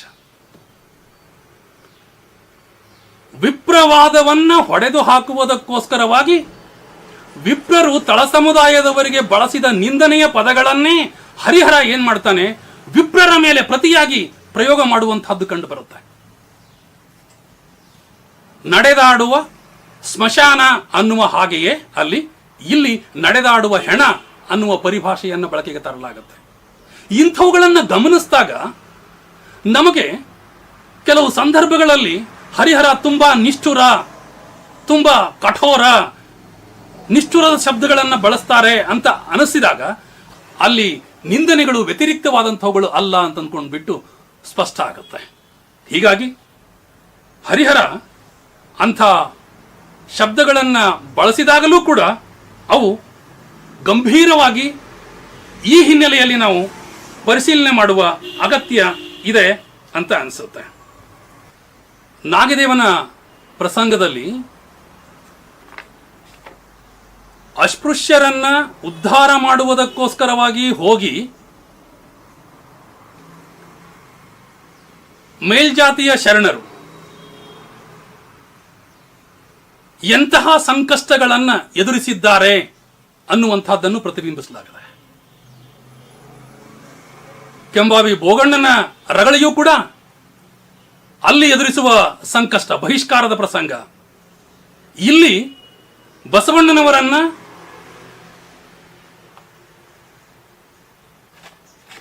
ಸಭಾಮನೆಯಿಂದ ಹೊರ ಅಂಗಳದಲ್ಲಿ ನಿಲ್ಲಿಸಿಬಿಟ್ಟು ವಿಚಾರಣೆಯನ್ನು ನಡೆಸುವಂತಹ ಒಂದು ಪ್ರಸಂಗ ಬರುವಂತಹದ್ದಿದೆ ಅಲ್ವಾ, ಅದು ನಿಜವಾಗಲೂ ಘೋರ ಅಂತ ಅನಿಸುತ್ತೆ. ಅಸ್ಪೃಶ್ಯತೆಯ ಆಚರಣೆ ಅಸ್ಪೃಶ್ಯರ ಜೊತೆಗೆ ಮಾತ್ರ ಅಲ್ಲ, ಅಸ್ಪೃಶ್ಯರ ಹತ್ತಿರಕ್ಕೆ ಯಾರಾದರೂ ಹೋದರೆ ಅವರಿಗೆ ಎಂತಹ ಶಿಕ್ಷೆ ಇದೆ ಅನ್ನುವಂತಹದ್ದಕ್ಕೆ ಪರೋಕ್ಷವಾಗಿ ನಮಗೆ ಬಸವಣ್ಣನ ಈ ಪ್ರಸಂಗವೇ ಸಾಕ್ಷಿಯಾಗುತ್ತೆ. ಇಲ್ಲಿ ಆಸ್ಥಾನದ ಹೊರಗಡೆ ನಡೆಸುವ ವಿಚಾರಣೆ ಒಬ್ಬ ಮಂತ್ರಿಯ ಮೇಲೆ ಪ್ರಯೋಗ ಆಗುತ್ತೆ ಅಂತಂದಾಗ ಇನ್ನು ಸಾಮಾನ್ಯನ ಸ್ಥಿತಿ ಹೇಗಿತ್ತು ಅಲ್ಲಿ ಅನ್ನುವಂಥದ್ದು ಅದು ಹೇಳುತ್ತೆ. ಹೀಗೆ ಪವಾಡದ ಜೊತೆಗೆ ರಗಳೆಗಳು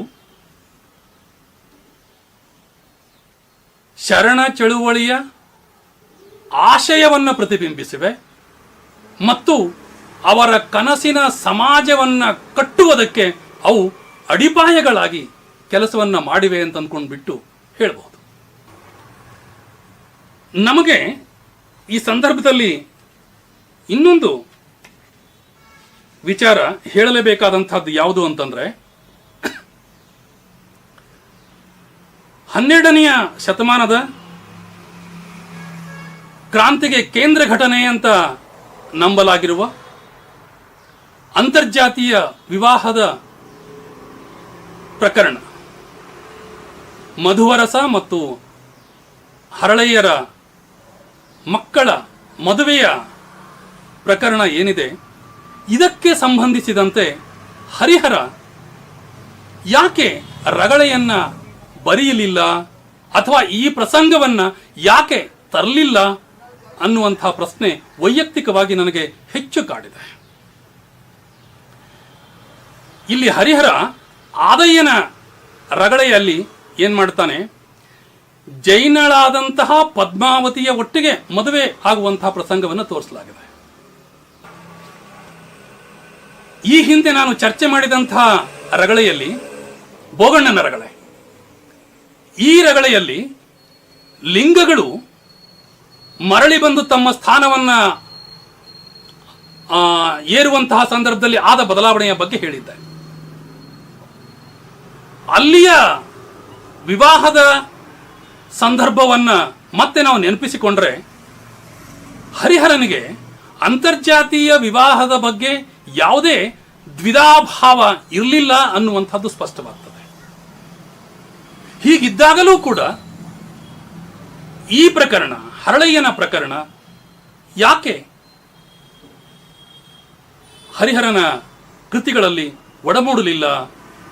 ಈ ಹಿನ್ನೆಲೆಯಲ್ಲಿ ಹರಿಹರನ ರಗಳೆಗಳನ್ನು ಅಧ್ಯಯನ ಮಾಡುವ ಮತ್ತು ಭಿನ್ನ ನೆಲೆಯಲ್ಲಿ ಅರ್ಥಗಳನ್ನು ಹುಡುಕುವ ಅಗತ್ಯ ಇದೆ ಅಂತ ನನಗನ್ಸುತ್ತೆ. ನಮಸ್ಕಾರ. ಮತ್ತೆ ಕಲ್ಯಾಣದ ಸಂದೇಶ ಸಂದೇಶ, ಮತ್ತೆ ಕಲ್ಯಾಣದ ಸಂದೇಶ, ಮತ್ತೆ ಕಲ್ಯಾಣದ ಸಂದೇಶ, ಮತ್ತೆ ಕಲ್ಯಾಣದ ಸಂದೇಶ.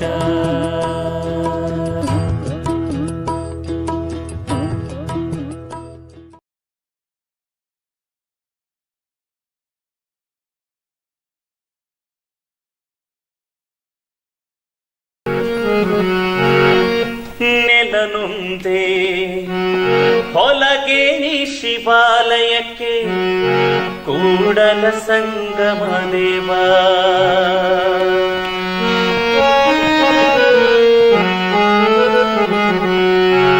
ನೆಲನುಂದೆ ಹೊಲಗೇರಿ ಶಿವಾಲಯಕ್ಕೆ ಜನವಂದೆ ಶೌಚಾಶಮನಕ್ಕೆ, ಹೊಲಗೇರಿ ಶಿವಾಲಯಕ್ಕೆ ಕುಲವಂದೆ ತನ್ನ ಸ್ಥಾನರಿದವಂಗೆ, ನಿಲವಂದೆ ತಡು ದರುಶನ ಮುಕ್ತಿಗೆ,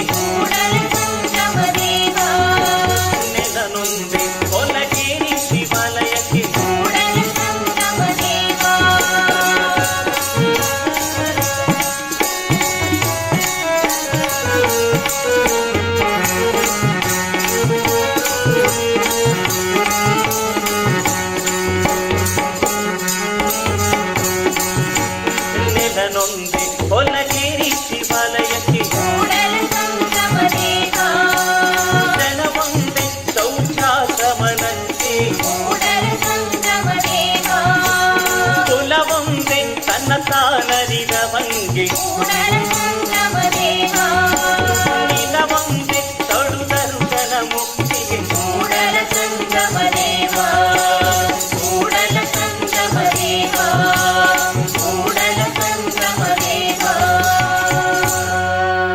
ಮತ್ತೆ ಕಲ್ಯಾಣದ ಸಂದೇಶ ಸಂದೇಶ ಮತ್ತೆ ಕಲ್ಯಾಣದ ಸಂದೇಶ ಮತ್ತೆ ಕಲ್ಯಾಣದ ಸಂದೇಶ ಮತ್ತೆ ಕಲ್ಯಾಣದ ಸಂದೇಶ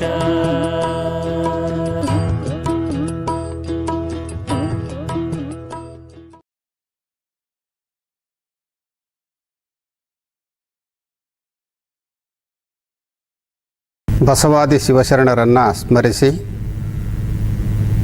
ನಮ್ಮ ಪರಮ ಪೂಜ್ಯರಾದ ಶ್ರೀ ಶಿವಕುಮಾರ ಶಿವಾಚಾರ್ಯ ಮಹಾಸ್ವಾಮಿಗಳವರಿಗೆ ಹಾಗೂ ತರಳಬಾಳು ಗುರು ಪರಂಪರೆಯ ಗುರು ವೃಂದಕ್ಕೆ ಭಕ್ತಿಪೂರ್ವಕ ಪ್ರಣಾಮಗಳು. 17ನೆಯ ದಿನದ ಅಂತರ್ಜಾಲ ವೀಕ್ಷಕರಿಗೆ ಶರಣಾರ್ಥಿಗಳು. ಕನ್ನಡ ನೆಲದ ಮಣ್ಣಿನ ಸತ್ವವನ್ನು ಹೀರಿಕೊಂಡು ಕಾವ್ಯಲೋಕದಲ್ಲಿ ಅದ್ಭುತ ಸಾಧನೆ ಮಾಡಿದವರ ಪಟ್ಟಿ ಕನ್ನಡ ಸಾಹಿತ್ಯದಲ್ಲಿ ಬಹುದೊಡ್ಡದಾಗೇ ಇದೆ. ಪಂಪ, ರನ್ನ, ಪೊನ್ನ, ಜನ್ನ, ಕುಮಾರವ್ಯಾಸ, ದಾಶವರೇಣ್ಯರಿಂದ ಹಿಡಿದು ಕುವೆಂಪು, ಬೇಂದ್ರೆ, ಭೂಸ್ನೂರ್ ಮಠ್, ಮಹಾದೇವ್ ಬಣಕಾರ್, ಚಂದ್ರಶೇಖರ್ ಕಂಬಾರ್, ಹೀಗೆ ಆ ಪರಂಪರೆ ಮುಂದುವರಿಯುತ್ತಲೇ ಇದೆ. ಅಂಥ ಕವಿಗಳ ಸಾಲಿನಲ್ಲಿ ತನ್ನದೇ ಆದ ಹಿರಿಮೆಯನ್ನು ಮೆರೆದವರು ರಗಳೆಯ ಕವಿ ಎಂದೇ ಪ್ರಸಿದ್ಧರಾದ ಹರಿಹರ. ಅವರ ಕಾಲ 13ನೆಯ ಶತಮಾನ. ಹರಿಹರನ ಸೋದರಳಿಯ ರಾಘವಾಂಕ ಕೂಡ ಅಪ್ರತಿಮ ಕವಿ. ದ್ವಾರಸಮುದ್ರದ ದೊರೆ ನರಸಿಂಹರಾಜನ ಆಸ್ಥಾನದಲ್ಲಿ ಹರಿಹರ ಕೆಲವು ಕಾಲ ಕರ್ಣಿಕರಾಗಿದ್ದವರು. ಭಕ್ತಿ ಭಂಡಾರಿ ಮತ್ತು ಕ್ರಾಂತಿಕಾರಿ ಈ ಎರಡೂ ಪದಗಳು ಹರಿಹರನಿಗೆ ಅನ್ವಯಿಸುವಂಥವು. ಹಾಗಾಗಿ ಅವರು ಮತ್ತೊಬ್ಬರ ಅಧೀನದಲ್ಲಿ ಕೆಲಸ ಮಾಡುವಂಥ ಮನಸ್ಥಿತಿ ಇದ್ದವರಲ್ಲ.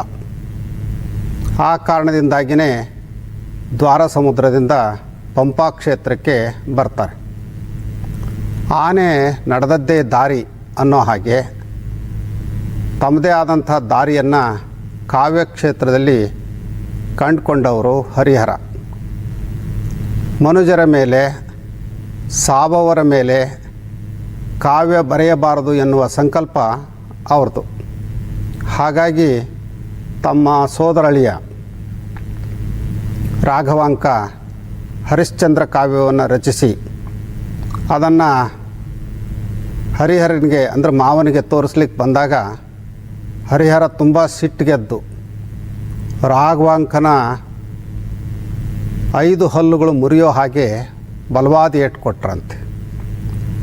ಯಾಕೆ ಅಂತಂದರೆ ಸಾವವರ ಮೇಲೆ, ಕನಿಷ್ಠರ ಮೇಲೆ, ಮನುಜರ ಮೇಲೆ ಇಂದ್ರ, ಚಂದ್ರ, ದಧೀಚಿ ಅಂತ ಹೊಗಳಿ ಬರೆದಂಥ ನಿನ್ನ ಕಾವ್ಯನೇ ಅಲ್ಲ ಅಂತ ಬುದ್ಧಿ ಹೇಳಿದ್ರಂತೆ. ಹರಿಹರ ಒಬ್ಬ ಸ್ವತಂತ್ರ ಪ್ರವೃತ್ತಿಯ ಬಂಡಾಯ ಮನೋಧರ್ಮದ ಕವಿ. ಯಾರ ಅಧೀನದಲ್ಲೂ ಬದುಕುವ ಸ್ವಭಾವ ಅವ್ರದ್ದಾಗಿರಲಿಲ್ಲ. ಬಂಡಾಯ ಮತ್ತು ಕ್ರಾಂತಿಕಾರಕ ಧೋರಣೆಗೆ ಹರಿಹರನ ಆ ಕವಿ ಮನಸ್ಸೇ, ಆತನ ಮನೋಧರ್ಮವೇ ಕಾರಣ ಅನಿಸುತ್ತೆ. ಜೊತೆಗೆ ತಮಿಳುನಾಡಿನ ಸೆಕ್ಕಿಯಾರ್ ಕವಿಯ ಪೆರಿಯ ಪುರಾಣ, ಅದರಂತೆ 12ನೇ ಶತಮಾನದ ವಚನ ಚಳವಳಿಯ ಪ್ರಗತಿಪರ ಮೌಲ್ಯಗಳು ಹರಿಹರನಿಗೆ ಪ್ರೇರಕ ಆಗಿರಬೇಕು. ಹಾಗಾಗಿ ಅವರು ತಮ್ಮ ಕಾವ್ಯದ ಧಾಟಿ ಧೋರಣೆನೇ ಬದಲಾಯಿಸ್ಕೊಂಡಿದ್ದು ಕಂಡುಬರುತ್ತೆ. ಹರಿಹರನಿಗಿಂತ ಪೂರ್ವದಲ್ಲಿ ಕಾವ್ಯ ಬರೆದಂಥ ಬಹುತೇಕ ಕವಿಗಳು ದೇವಾನುದೇವತೆಗಳನ್ನು, ರಾಜ ಮಹಾರಾಜರನ್ನು, ರಾಮ ಕೃಷ್ಣ ಇಂಥ ಪುರಾಣ ಪುರುಷರನ್ನು ತಮ್ಮ ಕಾವ್ಯದ ನಾಯಕರನ್ನಾಗಿ ಮಾಡಿಕೊಂಡಿದ್ದುಂಟು. ರಾಮಾಯಣದಲ್ಲಿ ಶ್ರೀರಾಮ, ಮಹಾಭಾರತದಲ್ಲಿ ಶ್ರೀಕೃಷ್ಣ, ಇವರೇ ಪ್ರಧಾನ ಪಾತ್ರಗಳು. ಪಂಪ, ರನ್ನ ಮುಂತಾದವರಲ್ಲಿ ಅವತ್ತಿನ ರಾಜರು ಪ್ರಧಾನ ಪಾತ್ರಗಳಾಗಿದ್ದರು. ಅಲ್ಲಿ ಸಾಮಾನ್ಯ ಮನುಷ್ಯನಿಗೆ ಸ್ಥಾನವೇ ಇಲ್ಲ, ಅಷ್ಟಕ್ಕಷ್ಟೇ. ಇದೆಲ್ಲವನ್ನು ಅರ್ಥ ಮಾಡಿಕೊಂಡಿದ್ದಂಥವರು ವಚನಕಾರರು. ಆದರೆ ಅವರು ಅವತ್ತಿನ ಪರಂಪರೆ ಪದ್ಧತಿಯನ್ನು ಲಘುವಾಗಿ ಅಥವಾ ಕಟುವಾಗಿ ವಿಮರ್ಶೆ ಮಾಡದೆ ಸಮಾಜದಲ್ಲಿ ಹೊಸ ಅರಿವನ್ನು ಮೂಡಿಸುವಂಥ ಕಾರ್ಯ ಮಾಡಿದರು. ಶೋಷಿತ ವರ್ಗದ ಪರವಾಗಿ ಧ್ವನಿ ಎತ್ತಿದರು. ಕಾಯಕ ಜೀವಿಗಳನ್ನೇ ಅನುಭಾವಿಗಳನ್ನಾಗಿ ಮಾಡಿದರು. ಇಂಥ ಜೀವಪರ ಕಾಳಜಿ ಬಹುಶಃ ಹರಿಹರ ಕವಿಯ ಮೇಲೆ ಪ್ರಭಾವ ಬೀರಿದೆ. ಆ ಕಾರಣದಿಂದಲೇ ಅವರು ತಮ್ಮ ಕಾವ್ಯದ ನಾಯಕರನ್ನಾಗಿ ತಳ ಸಮುದಾಯದಿಂದ ಬಂದಂಥ ಶಿವಭಕ್ತರನ್ನು ಆಯ್ಕೆ ಮಾಡಿಕೊಳ್ತಾರೆ. ಮಣ್ಣಿನ ಮಕ್ಕಳನ್ನು ಗುರುತಿಸಿ ಅವರನ್ನೇ ತಮ್ಮ ಕಾವ್ಯದ ನಾಯಕರನ್ನಾಗಿ ಮಾಡಿಕೊಂಡಿದ್ದು ಬಹುಶಃ ಕನ್ನಡ ಸಾಹಿತ್ಯ ಪರಂಪರೆಯಲ್ಲೇ ಒಂದು ವಿಶಿಷ್ಟ ಮತ್ತು ವಿನೂತನ ಸಂಗತಿ. ಡಾಕ್ಟರ್ ಎಂ ಕಲಬುರ್ಗಿ ಅವರು ಹರಿಹರ ಮಹಾಕವಿಯ 108 ರಗಳೆಗಳನ್ನು ಸಂಪಾದಿಸಿಕೊಟ್ಟಿದ್ದಾರೆ. ಅವುಗಳಲ್ಲಿ 60 ರಗಳೆಗಳು ತಮಿಳುನಾಡಿನ ಪುರಾತನರಿಗೆ ಸೇರಿದಂಥವು, 22 ಕನ್ನಡ ನಾಡಿನ ಶರಣರಿಗೆ ಸಂಬಂಧಪಟ್ಟಂಥ ರಗಳೆಗಳು, 26 ಸಂಕೀರ್ಣ ರಗಳೆಗಳು ಅಂತ ಅವರು ವಿಭಾಗ ಮಾಡಿದ್ದಾರೆ. ತಿರುನೀಲಕಂಠರು, ಬೇಡರ ಕಣ್ಣಪ್ಪ, ಕರಿಕಾಲಮ್ಮೆ, ಭಕ್ತ ಸಿರಿಯಾಳ, ನಂಬಿಯಣ್ಣ ಇಂಥವುಗಳು ತಮಿಳುನಾಡಿನ ಪುರಾತನರ ರಗಳೆಗಳು. ಕೆಂಭಾವಿ ಬೋಗಣ್ಣ, ಶಂಕರದಾಸಿಮಯ್ಯ, ರೇವಣಸಿದ್ದೇಶ್ವರ, ಪ್ರಭುದೇವರು, ಬಸವಣ್ಣನವರು, ಆದಯ್ಯ, ಏಕಾಂತರಾಮಿ ತಂದೆ, ಹಾವಿನ ಹಾಳು ಕಲ್ಲಯ್ಯ, ಕೋಳೂರು ಕೊಡಗೂಸು, ನಿಂಬೆಯಕ್ಕ, ಮಹಾದೇವಿಯಕ್ಕ ಮುಂತಾದವರು ಕನ್ನಡ ನಾಡಿನ ಶರಣರಿಗೆ ಸಂಬಂಧಪಟ್ಟಂಥ ವ್ಯಕ್ತಿಗಳ ರಗಳೆಗಳನ್ನು ಕೂಡ ಹರಿಹರ ದಾಖಲಿಸಿದ್ದಾರೆ. ಉದ್ಭಟಯ್ಯ, ಬಾಣ, ಸಾಮವೇದಿ, ಮಾದಾರ ಚೆನ್ನಯ್ಯ, ಪುಷ್ಪರಗಳೆ ಇವೆಲ್ಲ ಸಂಕೀರ್ಣ ವಿಭಾಗಕ್ಕೆ ಸೇರಿದಂಥ ರಗಳೆಗಳು. ಈ ಎಲ್ಲ ರಗಳೆಗಳ ಹಿಂದೆ ಇರುವಂಥ ವ್ಯಕ್ತಿಗಳು ಅತ್ಯಂತ ಶೋಷಿತ ತಳವರ್ಗದ ಸಮುದಾಯದಿಂದ ಬಂದಂಥ ಶಿವಭಕ್ತರು. ಹರಿಹರ ತಮ್ಮ ಬದುಕು ಮತ್ತು ಕಾವ್ಯ ಎರಡರಲ್ಲೂ ಬಂಡಾಯ ಪ್ರಜ್ಞೆ ಮತ್ತು ದಲಿತ ಪ್ರಜ್ಞೆಯನ್ನು ಮೆರೆದಿರೋದನ್ನು ಅವರ ಕಾವ್ಯಗಳ ಮೂಲಕವೇ ನಾವು ಗುರುತಿಸ್ಬೋದು. 12ನೇ ಶತಮಾನದ ಬಸವಾದಿ ಶಿವಶರಣರ ಸಮಾಜೋ ಧಾರ್ಮಿಕ ಚಳುವಳಿಯ ಪ್ರಭಾವವನ್ನು ಅರಗಿಸಿಕೊಳ್ಳಲಿಕ್ಕೆ ಅವತ್ತಿನ ವೈದಿಕ ಪರಂಪರೆಯವರಿಗೆ, ಪಟ್ಟಭದ್ರ ಹಿತಾಸಕ್ತರಿಗೆ ಆಗಲಿಲ್ಲ. ಹಾಗಾಗಿ ಅಂಥವರ ಉಪಟಳದಿಂದ ಕಲ್ಯಾಣದಲ್ಲಿ ರಕ್ತ ಕ್ರಾಂತಿಯಾಗಿದ್ದು ನಿಮಗೆ ಗೊತ್ತೇ ಇದೆ. ಶರಣರು ಕಲ್ಯಾಣ ಬಿಟ್ಟು ಎತ್ತೆತ್ತಲೋ ಚೆದರಿ ಹೋಗುವಂಥ ಪರಿಸ್ಥಿತಿ ಬಂತು. ಇಂಥ ಚಳುವಳಿಯ ಪ್ರಭಾವ ಮತ್ತು ಅದರ ಪರಿಣಾಮವನ್ನು ತುಂಬ ಹತ್ತಿರದಿಂದ ಕಂಡಿದ್ದಂಥ ಹರಿಹರ ನಾಳೆ ತನಗೂ ಇಂಥ ಗತಿ ಬಂದೀತು ಅಂತ ಭಯ ಪಡಲಿಲ್ಲ. ಪಟ್ಟಭದ್ರರ ಕುಚೇಷ್ಟೆ ಕುತಂತ್ರಗಳಿಗೆ ಮಣಿಲಿಲ್ಲ. ಆನೆ ನಡೆದದ್ದೇ ರಾಜಮಾರ್ಗ ಅನ್ನುವಂಥ ದಿಟ್ಟತನವನ್ನು ಬಿಟ್ಟುಕೊಡಲಿಲ್ಲ. ಯಾವುದಕ್ಕೂ ಅಂಜದೆ ಅಳುಕದೆ ನಿರ್ಭೀತರಾಗಿ ಹೊಸ ಕಾವ್ಯ ಪರಂಪರೆಗೆ ನಾಂದಿ ಹಾಡಿದರು ಹರಿಹರ. ಬಸವಾದಿ ಶಿವಶರಣರಂತೆ ಸಾಮಾಜಿಕ ಹೋರಾಟಕ್ಕೆ ಹರಿಹರ ಧುಮುಕದೇ ಇದ್ದರೂ ಯಾರ ಜೊತೆಗೂ ರಾಜಿ ಮಾಡಿಕೊಂಡವರಲ್ಲ. ಬಸವಣ್ಣವರಂತೆ ಬದುಕಿ ಅವರ ಆಲೋಚನೆಗಳನ್ನೇ ಮೈಗೂಡಿಸ್ಕೊಂಡಂಥವರು ಹರಿಹರ ಕವಿ. ಅವರ ಕಾವ್ಯಗಳನ್ನು ಓದಿದರೆ ಅವರ ಬದುಕು ಮತ್ತು ಬರಹ ಒಂದೇ ಆಗಿರೋದನ್ನು ಗುರುತಿಸ್ಬೋದು. ಮಾನವೀಯ ಗುಣಗಳಿಗೆ, ತಾವು ನಂಬಿದ ತತ್ವ ಸಿದ್ಧಾಂತಗಳಿಗೆ ಅಪಚಾರ ಆಗುತ್ತೆ ಅಂದರೆ ಅವರು ಅಲ್ಲಿಂದ ದೂರ ಸರಿತಿದ್ರು.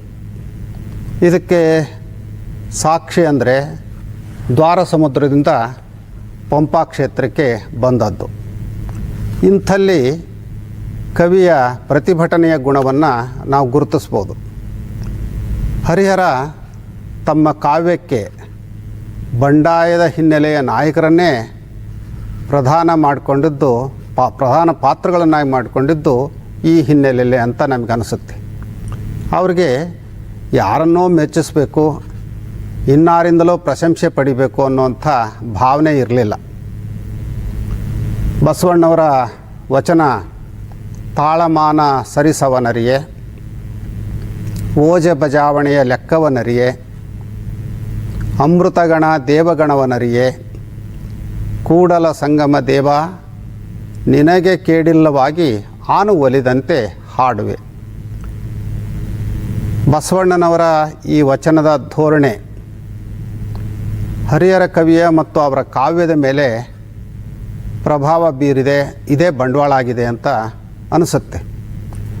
ಈ ನಿಲುವಿನಿಂದನೇ ಅವರು ಸಂಸ್ಕೃತ ಭೂಯಿಷ್ಠವಾದಂಥ ಚಂಪು ಮಾರ್ಗವನ್ನು ಬಿಟ್ಟು ತಮಗೆ ತೋಚಿದ ಹಾಗೆ ಕಾವ್ಯವನ್ನು ಕಟ್ಟಲಿಕ್ಕೆ ಶುರು ಮಾಡ್ತಾರೆ. ನಾವು ಆರಂಭದಲ್ಲೇ ಹೇಳಿದಂತೆ ಹರಿಹರ ಸ್ವಭಾವತಃ ಭಕ್ತಿಯ ಕವಿ ಆಗಿದ್ದರಿಂದ ತಮ್ಮ ಭಕ್ತಿಯನ್ನು ಓತಪ್ರೋತವಾಗಿ ಹರಿಸಲಿಕ್ಕೆ ಒಂದು ಹೊಸ ಛಂದಸ್ಸನ್ನು ಹುಡುಕಬೇಕು ಅಂತ ಅವ್ರಿಗೆ ಬಂದಿದೆ. ಅದಕ್ಕೆ ರಗಳೆ ಅನ್ನುವಂಥದ್ದು ರಾಜಮಾರ್ಗವಾಗಿ ಕಂಡಿರಬೇಕು. ರಗಳೆಯ ಮೂಲಕವೇ ಅವರು ಹೊಸ ಛಂದಸ್ಸನ್ನು ಹುಟ್ಟುಹಾಕಿದ್ದು. ಹರಿಹರದ್ದು ಸವೆದ ದಾರಿ ಅಲ್ಲ, ತಾವೇ ನಿರ್ಮಾಣ ಮಾಡಿಕೊಂಡಂಥ ಹೊಸ ಹಾದಿ. ಈ ಕವಿಯ ಮತ್ತೊಂದು ವಿಶೇಷ ಅಂದರೆ ಅವರ ನಾಯಕರೆಲ್ಲರೂ ಕೂಡ ನೇರವಾಗಿ ಕೈಲಾಸದಿಂದ ಧರೆಗೆ ಇಳಿದು ಬಂದಂಥವರು. ಅವರು ಕೈಲಾಸದಲ್ಲಿ ಏನೋ ತಪ್ಪು ಮಾಡಿದರು ಅನ್ನೋ ಕಾರಣಕ್ಕೆ ಭೂಲೋಕಕ್ಕೆ ಬರ್ತಾರೆ. ಇಲ್ಲಿ ತಮ್ಮ ಒಳ್ಳೆಯ ಕಾರ್ಯಗಳ ಮೂಲಕ ಅಲ್ಲಿ ಮಾಡಿದಂಥ ತಪ್ಪನ್ನು ಸರಿಪಡಿಸಿಕೊಂಡು ಹೊಸ ಮನುಷ್ಯರಾಗಿ ಕಾಣಿಸ್ಕೊಳ್ತಾರೆ. ಆಗ ಶಿವ ಅವರ ಕಾರ್ಯಗಳನ್ನು ಮೆಚ್ಚಿ ಮತ್ತೆ ಈ ಲೋಕಕ್ಕೆ ಬಂದು ಅವರನ್ನು ಪುಷ್ಪಕ ವಿಮಾನದಲ್ಲಿ ಕರ್ಕೊಂಡು ಹೋದ ಅಂತ ಬರುತ್ತೆ. ಇದು ಕೂಡ ಕಾವ್ಯ ಪರಂಪರೆಯಲ್ಲಿ ಹೊಸತನ. ಈ ತಂತ್ರ ಹರಿಹರ ಕವಿಯಿಂದಲೇ ಪ್ರಾರಂಭವಾದದ್ದು. ಯಾರು ಏನು ಟೀಕೆ ಮಾಡುವರೋ ಅಂತ ಅವನೇನು ಭಯಪಟ್ಟವರು ಅಲ್ಲ. ಆದರೆ ಅವ್ರ ಉದ್ದೇಶ ಏನಿತ್ತು ಅಂದರೆ ನಿನಗೆ ಕೇಡಿಲ್ಲವಾಗಿ ಆನು ಒಲಿದಂತೆ ಹಾಡುವೆ ಅನ್ನುವ ಬಸವಣ್ಣವರ ವಾಣಿ ಬಹುಶಃ ಈ ಕವಿಯ ಕಾವ್ಯದಲ್ಲಿ ಸಾಕಾರಗೊಂಡ ಹಾಗೆ ಕಾಣುತ್ತೆ. ಬಸವಣ್ಣನವರಂತೆ ಹರಿಹರನಿಗೂ ಕೂಡ ಈ ಶೋಷಿತ ವರ್ಗ ಮತ್ತು ತಳ ಸಮುದಾಯದ ಜನರ ಬಗ್ಗೆ ವಿಶೇಷವಾದಂಥ ಕಾಳಜಿ ಕಳಕಳಿ ಇತ್ತು ಅಂತ ಗೊತ್ತಾಗುತ್ತೆ. ಕನ್ನಡ ಸಾಹಿತ್ಯ ಚರಿತ್ರೆಯಲ್ಲಿ ಪಂಪಯುಗ, ಬಸವಯುಗ, ಕುಮಾರವ್ಯಾಸ ಯುಗ, ದಾಸಯುಗ ಅಂತ ವಿಭಾಗ ಮಾಡಿರೋ ಹಾಗೆ ತಸು ಶ್ಯಾಮರಾಯರು ಹರಿಹರ ಯುಗ ಅಂತಲೇ ದಾಖಲಿಸಿದ್ದಾರೆ. ಅಂದರೆ ಹರಿಹರ ಒಬ್ಬ ಯುಗ ಪ್ರವರ್ತಕ ಕವಿ ಅಂತ ಇದರಿಂದ ಅರ್ಥ ಆಗುತ್ತೆ. ಅವೈದಿಕ ಚಳುವಳಿಯ ಪ್ರಭಾವದಿಂದ ಅವೈದಿಕ ಕಾವ್ಯ ರಚನೆಗೆ ಮುನ್ನುಡಿಯನ್ನು ಬರೆದಂಥ ಕ್ರಾಂತಿಕಾರ ಕವಿ ಹರಿಹರ. ಆರಂಭದಲ್ಲೇ ಹೇಳಿದಂತೆ ಭಾಷೆ, ವಸ್ತು, ಶೈಲಿ, ಛಂದಸ್ಸು, ಪಾತ್ರ ಹೀಗೆ ಎಲ್ಲ ದೃಷ್ಟಿಯಿಂದಲೂ ಕನ್ನಡದ ಮಣ್ಣಿನ ಗುಣವನ್ನು ಹಿಡಿದಿಡೋ ಪ್ರಯತ್ನ ಅವರು ತಮ್ಮ ಕಾವ್ಯಗಳಲ್ಲಿ ಮಾಡಿದ್ದಾರೆ. ಮಣ್ಣಿನ ವಾಸನೆ ಅಂತ ನಾವು ಬಹುತೇಕರು ಬಳಸ್ತಾ ಬಂದಿದೆ. ಆದರೆ ನಿಜವಾದ ಮಣ್ಣಿನ ವಾಸನೆ ಇರೋದು 12ನೇ ಶತಮಾನದ ಶರಣರ ವಚನ ಸಾಹಿತ್ಯದಲ್ಲಿ. ಅದೇ ಹರಿಹರನಿಗೆ ಸ್ಫೂರ್ತಿಯನ್ನು ನೀಡಿದಂತೆ ಇದೆ. ಅವರ ಕಾವ್ಯಗಳಲ್ಲಿ ಮಣ್ಣಿನ ವಾಸನೆ ಜೊತೆಗೆ ಕನ್ನಡ ಪ್ರಜ್ಞೆಯ ಸಂವೇದನೆಯೂ ಕೂಡ ಸೇರಿಕೊಂಡಿದೆ. ಹರಿಹರನ ಕಾವ್ಯ ಜಗತ್ತಿನಲ್ಲಿ ಕಾಣಿಸಿಕೊಳ್ಳುವಂಥವರು ಕಾಯಕ ಜೀವಿಗಳು. ಅವ್ರದ್ದೇ ಒಂದು ಜಗತ್ತು. ಅದನ್ನೇ ಇವತ್ತಿನ ಪರಿಭಾಷೆಯಲ್ಲಿ ತಳ ಸಮುದಾಯ ಅಥವಾ ದಲಿತ ಪ್ರಜ್ಞೆ ಅಂತ ಹೇಳ್ಬೋದೇನೋ. ಅವರ ಕಾವ್ಯದಲ್ಲಿ ಅಲ್ಲೊಬ್ಬ ಇಲ್ಲೊಬ್ಬ ರಾಜ, ಪುರೋಹಿತ ಇನ್ಯಾರೇ ಕಾಣಿಸ್ಕೊಂಡ್ರೂ ಅವರು ಆ ಕಾವ್ಯ ನಾಯಕರನ್ನು ಪರೀಕ್ಷಿಸಲಿಕ್ಕೆ ಅಥವಾ ಅವಹೇಳನ ಮಾಡಲಿಕ್ಕೆ ಬಂದಂಥ ಪಾತ್ರಗಳಷ್ಟೇ. ಹರಿಹರ ಶರಣರಂತೆ ತಳ ಸಮುದಾಯದ ಬಗೆಗೆ ವಿಶೇಷವಾದಂಥ ಒಲವನ್ನು ಬೆಳೆಸ್ಕೊಂಡಿದ್ದರಿಂದ ಅಂಥ ಪಾತ್ರಗಳನ್ನೇ ತನ್ನ ಕಾವ್ಯದ ವಸ್ತುವಾಗಿ ಬಳಕೆ ಮಾಡಿಕೊಳ್ಳಿಕ್ಕೆ ಸಾಧ್ಯವಾಗಿದೆ. ಈ 63 ಜನ ಪುರಾತನರಲ್ಲಿ ಎಲ್ಲರೂ ಕೂಡ ತಳ ಸಮುದಾಯದಿಂದ ಬಂದಂಥ ಶಿವಭಕ್ತರು. ಅವರಲ್ಲಿ ಮಾದಾರ ಚೆನ್ನಯ್ಯನವರು ಕೂಡ ಒಬ್ಬರು. ಅವರ ಕಾಯಕ ಚೋಳರಾಜನ ಕುದುರೆಗಳಿಗೆ ಹುಲ್ಲು ತರೋದು. ತಮ್ಮ ಕಾಯಕದ ಜೊತೆಗೆ ಕಾವೇರಿ ನದಿ ತೀರದಲ್ಲಿ ಒಂದು ಮರಳುಗುಡ್ಡೆ ಮಾಡಿ ಅಲ್ಲೇ ಸಿಗುವಂಥ ಪುಷ್ಪಗಳಿಂದ ಪೂಜೆ ಮಾಡುವಂಥ ಗುಪ್ತ ಭಕ್ತ ಈ ಮಾದಾರ ಚೆನ್ನಯ್ಯ. ಇವರ ಭಕ್ತಿಯನ್ನು ಲೋಕಕ್ಕೆ ಪರಿಚಯ ಮಾಡಿಕೊಡ್ಬೇಕು ಅನ್ನುವಂಥ ಬಯಕೆ ಶಿವನಿಗಾಯ್ತಂತೆ. ಹಾಗಾಗಿ ಶಿವ ಮಾದಾರ ಚೆನ್ನಯ್ಯವರ ಮನೆಗೆ ಬಂದು ಅವರ ಅಂಬಲಿಯ ಪ್ರಸಾದವನ್ನು ಸ್ವೀಕಾರ ಮಾಡ್ತಾನೆ. ಶಿವ ಮತ್ತು ಚೆನ್ನಯ್ಯ ಜೊತೆಯಾಗಿಯೇ ಕೂತು ಅಂಬಲಿಯ ರುಚಿಯನ್ನು ಸವಿದ ಪ್ರಸಂಗ ಸ್ವರ್ಗ ಮರ್ತ್ಯಕ್ಕೆ ಹೊಸದಾಗಿ ಕಾಣುತ್ತೆ ಅಂತ ಕವಿ ವರ್ಣಿಸ್ತಾರೆ. ಅಲ್ಲಿ ಬಳಸುವಂಥ ಪದಗಳು ನೀವು ಗಮನಿಸಬೇಕು. ಒಂದು ಸುರಿಯೊಳಗೆ ಕೈ ಬಂದುದೇ ಶಿವಪದಂ, ಮುಂದೆ ಸವಿದರ್ಪಿಸುವುದಕ್ಕಿಲ್ಲ ಘನಪದಂ ಎಂದು ಅಂಜಿಕೊಂಡನ ಶಿವನಂಬಳಕ ಮುಮಂ ಅಂತ. ಅಂದರೆ ಒಂದೇ ಒಂದು ಸಾರಿ ಸುರ್ರಂತ ಅಂಬಲಿಯನ್ನು ಸುರಿದುಕೊಳ್ಳುತ್ತಲೇ ಅದ್ರ ರುಚಿಗೆ ಮರಳಾಗಿಬಿಟ್ಟು ನನ್ನ ಶಿವ. ಆ ರುಚಿಗೆ ತನ್ನ ಶಿವ ಪದವಿಯನ್ನೇ ಅವನಿಗೆ ಕೊಡಬೇಕು ಅನ್ನಿಸ್ತಂತೆ. ಮುಂದೆ ಮತ್ತೊಂದು ಸುರ್ರಂತ ಸವಿದ್ರೆ ಏನು ಕೊಡೋದು? ಈ ರೀತಿಯ ಚಿಂತನೆ ಆ ಶಿವಭಕ್ತನ ಅಂಬಲಿಯ ರುಚಿಯಿಂದ ಆಯಿತು ಅಂತ ಹೇಳಿ ಆ ಅಂಬಲಿಯ ರುಚಿಯನ್ನು ಲೋಕಕ್ಕೆ ಮನಗಾಣಿಸಿದ್ದಾರೆ ಹರಿಹರ ಕವಿ. ಸಾಮಾನ್ಯವಾಗಿ ಪ್ರತಿನಿತ್ಯ ಚೋಳ ಮಹಾರಾಜ ಶಿವನಿಗೆ ಭಕ್ಷ್ಯಭೋಜ್ಯಗಳ ನೈವೇದ್ಯ ಮಾಡಿ ತೃಪ್ತಿಪಡಿಸ್ತಿದ್ದ. ಅವತ್ತು ಮಾತ್ರ ಶಿವ ಇವನ ನೈವೇದ್ಯವನ್ನು ಮುಟ್ಟದೇ ಇಲ್ಲ. ಕಾರಣ ಏನು ಅಂತ ಕೇಳಿದಾಗ, ಇವತ್ತು ಮಹಾಶಿವಭಕ್ತ ಮಾದಾರ ಚೆನ್ನಯ್ಯರ ಮನೆಯ ಅಂಬಲಿಯನ್ನು ಸವಿದಿದ್ದೇನಪ್ಪ, ಅದು ರುಚಿಯನ್ನು ಏನಂತ ವರ್ಣಿಸ್ಲಿ? ಆ ಶಿವನೇ ಅದನ್ನು ಹೇಗೆ ವರ್ಣಿಸ್ತಾನೆ ನೋಡಿ. ಉಂಡೆಬಾ ಚೆನ್ನನೊಡನೆ ಯಮಗಿಂದು ಹಸಿವಿಲ್ಲ, ಓತು ಮಾದರ ಒಡನೆ ಉಂಡೆ ವೆಲೆ ಚೋಳ, ಕೂತು ಮಾದರ ಚೆನ್ನನೊಡನೆ ಉಂಡೆ ವೆಲೆ ಚೋಳ, ಕೇಳ್ ಅಂಬಳಕದ ಸವಿಯನ್ ಅದನೇನ ಬಣ್ಣಿಪೆಂ. ಈ ಮಾತುಗಳನ್ನು ಕೇಳುತ್ತಲೇ ಚೋಳರಾಜ ಬೆರಗಾಗಿ ಬೆಂಡಾಗಿ ಚೆನ್ನನ ಬಗ್ಗೆ ಚಿಂತಿಸ್ತಾ ಶಿವನಿಗೆ ಅಂಬಲಿಯನ್ನು ಕೊಟ್ಟಂಥ ಈ ಶಿವಭಕ್ತನನ್ನು ನೋಡಲೇಬೇಕು ಅಂತ ಹೇಳಿ ಅವನು ಎಲ್ಲಿದ್ದಾನೆ ಅಂತ ಹುಡುಕೊಂಡು ವೇಗವಾಗಿ ಹೋಗ್ತಾನೆ. ಅಲ್ಲೆಲ್ಲೋ ಗುಡಿಸಲಿನಲ್ಲಿ ಚೆನ್ನಯ್ಯ ಇದ್ದ. ಅಲ್ಲಿಗೆ ಹೋಗಿ ಅವನ ಪಾದಕ್ಕೆ ದೀರ್ಘದಂಡ ನಮಸ್ಕಾರ ಹಾಕಿ,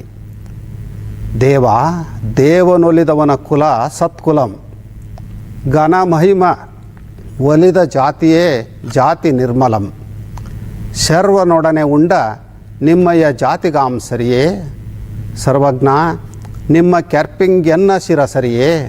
ನೋಡಿ, ಆ ಪದಗಳನ್ನು ರಾಜ ಆಡುವ ಮಾತುಗಳಿಗಿಂತ ಅಲ್ಲಿ ಆ ಮಾತುಗಳಿಂದ ಏನು ನಾವು ಗಮನಿಸ್ತೀವಿ ಅಂದರೆ ಜಾತಿಗಿಂತ ನೀತಿ ಮುಖ್ಯ ಅನ್ನೋವಂಥದ್ದು. ತನ್ನ ಗುಪ್ತ ಭಕ್ತಿ ಬಯಲಾಯ್ತಲ್ಲ ಅಂತ ಚೆನ್ನಯ್ಯನಿಗೆ ಶಿವನ ಮೇಲೆ ಸಿಟ್ಟು ಬರುತ್ತಂತೆ. ಅವನು ತರಟೆ ತಗೊಳ್ತಾನೆ ಶಿವನನ್ನು. ಆವಾಗ ಶಿವನೇ ಅವನನ್ನು ಸಮಾಧಾನಪಡಿಸಿ ಗಣಪದಿವಿಯನ್ನು ನೀಡಿ ಪುಷ್ಪಕ ವಿಮಾನದಲ್ಲಿ ಕೈಲಾಸಕ್ಕೆ ಕರ್ಕೊಂಡು ಹೋದ ಅಂತ ರಗಳೆಯಲ್ಲಿ ಬರುತ್ತೆ. ಒಬ್ಬ ಕೆಳವರ್ಗದ ಕಾಯಕ ಜೀವಿ, ಅವನೊಬ್ಬ ಶಿವಭಕ್ತ. ಅಂಥವನು ರಾಜನಿಗಿಂತ ಶ್ರೇಷ್ಠ ಅನ್ನೋವಂಥದ್ದು ಹರಿಹರನ ಅಭಿಪ್ರಾಯ. ಬೇಡರ ಕಣ್ಣಪ್ಪನ ಬದುಕು ಇದಕ್ಕಿಂತ ರೋಚಕವಾಗಿದೆ.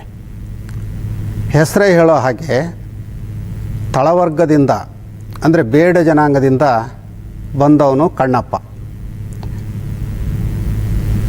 ಅವರು ಶಿವನಿಗೆ ಪೂಜೆ ಸಲ್ಲಿಸೋ ವಿಧಾನವೇ ವಿನೂತನವಾದದ್ದು. ಈ ವೈದಿಕ ಪರಂಪರೆಯ ಪೂಜೆನೇ ಬೇರೆ, ಅದು ಒಂದು ರೀತಿ ಆಡಂಬರದ್ದು. ಆದರೆ ಕಣ್ಣಪ್ಪ ತನ್ನ ಬಾಯಲ್ಲೇ ನೀರು ತುಂಬಿಕೊಂಡು ಶಿವನಿಗೆ ಅಭಿಷೇಕ ಮಾಡೋದು ಅವನ ಮುಗ್ಧ ಭಕ್ತಿಯ ದ್ಯೋತಕವಾಗಿ ಕಾಣುತ್ತೆ. ಅಲ್ಲೊಂದು ಪವಾಡ ಸದೃಶ್ಯ ಘಟನೆ ನಡೆಯುತ್ತೆ. ಕಣ್ಣಪ್ಪ ಬಾಯಲ್ಲಿ ನೀರು ತುಂಬ್ಕೊಂಡು ಬಂದು ಶಿವನ ಮೇಲೆ ಅಭಿಷೇಕ ಮಾಡ್ತಾನೆ. ಹಾಗೆ ಅಭಿಷೇಕ ಮಾಡಿದಾಗ ಬಹುಶಃ ಮೊದಲೇ ಈ ಪೂಜಾರಿ ಪುರೋಹಿತರು ಶಿವನ ಪೂಜೆ ಮಾಡಿರಬೇಕು. ಪೂಜೆ ಮಾಡುವಾಗ ಸಹಜವಾಗಿ ಕುಂಕುಮ ಹಚ್ತಾರೆ ನೋಡ್ರಿ ಹಣೆಗೆ. ಅಂಥ ಕುಂಕುಮಕ್ಕೆ ನೀರು ಬಿದ್ದಿದ್ದರಿಂದ ಅದು ರಕ್ತದ ಧಾರೆಯ ಹಾಗೆ ಶಿವನ ಕಣ್ಣಿನಿಂದ ಹೊರಬರ್ತಾ ಇದೆ. ಆವಾಗ ಅಯ್ಯೋ ಶಿವನ ಕಣ್ಣಿಗೇನೋ ಗಾಯ ಆಗಿದೆ ಅಂತ ಹೇಳಿ ಈ ಕಣ್ಣಪ್ಪ ಆ ಶಿವನ ಕಣ್ಣಿನ ಮೇಲೆ ತನ್ನ ಕಾಲಿನ ಹೆಬ್ಬೆರಳನ್ನು ಇಟ್ಟು ಮತ್ತು ತನ್ನ ಬಾಣವನ್ನು ತೆಗೆದುಕೊಂಡು ತನ್ನ ಕಣ್ಣನ್ನು ಕಿತ್ತು ಶಿವನ ಕಣ್ಣಿಗೆ ಅಂಟಿಸ್ತಾನಂತೆ. ಇದು ಎಂಥ ಭಕ್ತಿ! ಇಂಥ ಮುಗ್ಧ ಭಕ್ತ ಶಿವನಿಗೆ ಹತ್ತಿರ ಆದನೇ ಹೊರತು ವೈಭವದಿಂದ ಪೂಜೆ ಮಾಡೋವಂಥವ್ರ ಹತ್ತಿರ ಆಗಲಿಲ್ಲ ಅನ್ನೋದನ್ನು ಕವಿ ಈ ರಗಳೆಯಲ್ಲಿ ತುಂಬ ಪರಿಣಾಮಕಾರಿಯಾಗಿ ಚಿತ್ರಿಸಿದ್ದಾನೆ. ಒಬ್ಬ ವ್ಯಕ್ತಿಯ ಜಾತಿಗಿಂತ ಆತ ತನ್ನ ಬದುಕಿನಲ್ಲಿ ಅಳವಡಿಸಿಕೊಳ್ಳುವಂಥ ರೀತಿ ನೀತಿಗಳಿಂದ ಶ್ರೇಷ್ಠ ಕುಲಜ ಆಗಲಿಕ್ಕೆ ಸಾಧ್ಯ ಅನ್ನುವಂಥ ಸತ್ಯವನ್ನು ಹರಿಹರ ಇಲ್ಲಿ ಮನಗಾಣಿಸಿದ್ದಾರೆ. ಒಬ್ಬ ವ್ಯಕ್ತಿಯ ಬದುಕು ಅರಳಲಿಕ್ಕೆ ಜಾತಿಗಿಂತ ಜೀವನ ಮೌಲ್ಯ ಮುಖ್ಯ ಅನ್ನೋದನ್ನು ಈ ರಗಳೆಯಿಂದ ನಾವು ತಿಳಿಬಹುದು. ಇನ್ನೊಬ್ಬ ಶರಣ ಏಕಾಂತ ರಾಮಯ್ಯ. ಇವರು ಸಹ ಹರಿಹರನ ರಗಳೆಗೆ ಕೇಂದ್ರ ವಸ್ತುವಾಗಿದ್ದಾರೆ.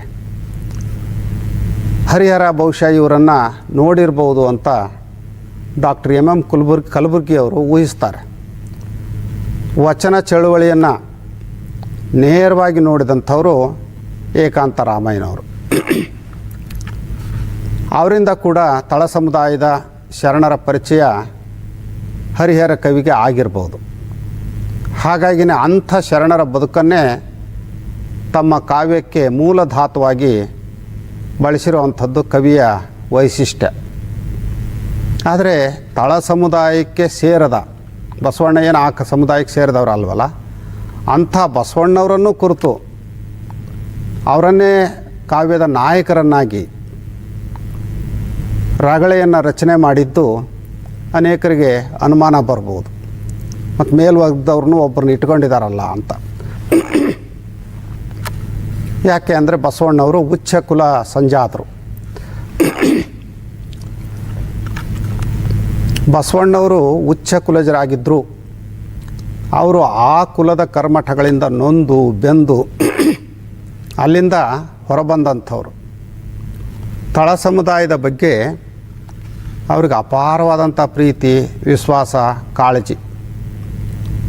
ಉಚ್ಚ ಕುಲ ಸಂಜಾತ ಅನ್ನುವಂಥ ಭಾರವನ್ನು ಕಳೆದುಕೊಳ್ಳಿಕ್ಕೆ ಮಾದಾರ ಚೆನ್ನಯ್ಯ, ಡೋಹರ ಕಕ್ಕಯ್ಯ ಇಂಥವರ ಮನೆಯ ದಾಸಿಯರ ಮಕ್ಕಳು ಅವರು ಅಕ್ರಮ ಸಂಬಂಧ ಮಾಡಿದಿಂದ ನಾನು ಹುಟ್ಟಿದೆ ಅಂತ ತಮ್ಮ ಹುಟ್ಟನ್ನೇ ಅಪವರ್ಗೀಕರಣ ಮಾಡಿಕೊಳ್ತಾರೆ ಬಸವಣ್ಣವರು. ಅದರ ಉದ್ದೇಶ ತಳ ಸಮುದಾಯದ ಜನರೊಂದಿಗೆ ತಾನು ಬೆರೀಬೇಕು ಅನ್ನೋವಂಥದ್ದು. ಹಾಗೆ ಬೆರೆತು ಅವರಲ್ಲಿ ಕಾಯಕ ಗೌರವ, ಆತ್ಮಾಭಿಮಾನ ಮತ್ತು ಸ್ವಾಭಿಮಾನವನ್ನು ಮೂಡಿಸ್ತಾರೆ. ಮೇಲಾಗೋದಕ್ಕಿಂತ ಕೀಳಾಗೋದ್ರಲ್ಲೇ ಸುಖ ಇದೆ ಅಂತ ಹೇಳ್ತಾರೆ. ಎನಗಿಂತ ಕಿರಿಯರಿಲ್ಲ, ಶಿವಭಕ್ತರಿಗಿಂತ ಹಿರಿಯರಿಲ್ಲ ಅಂತ ಸಾರ್ತಾರೆ.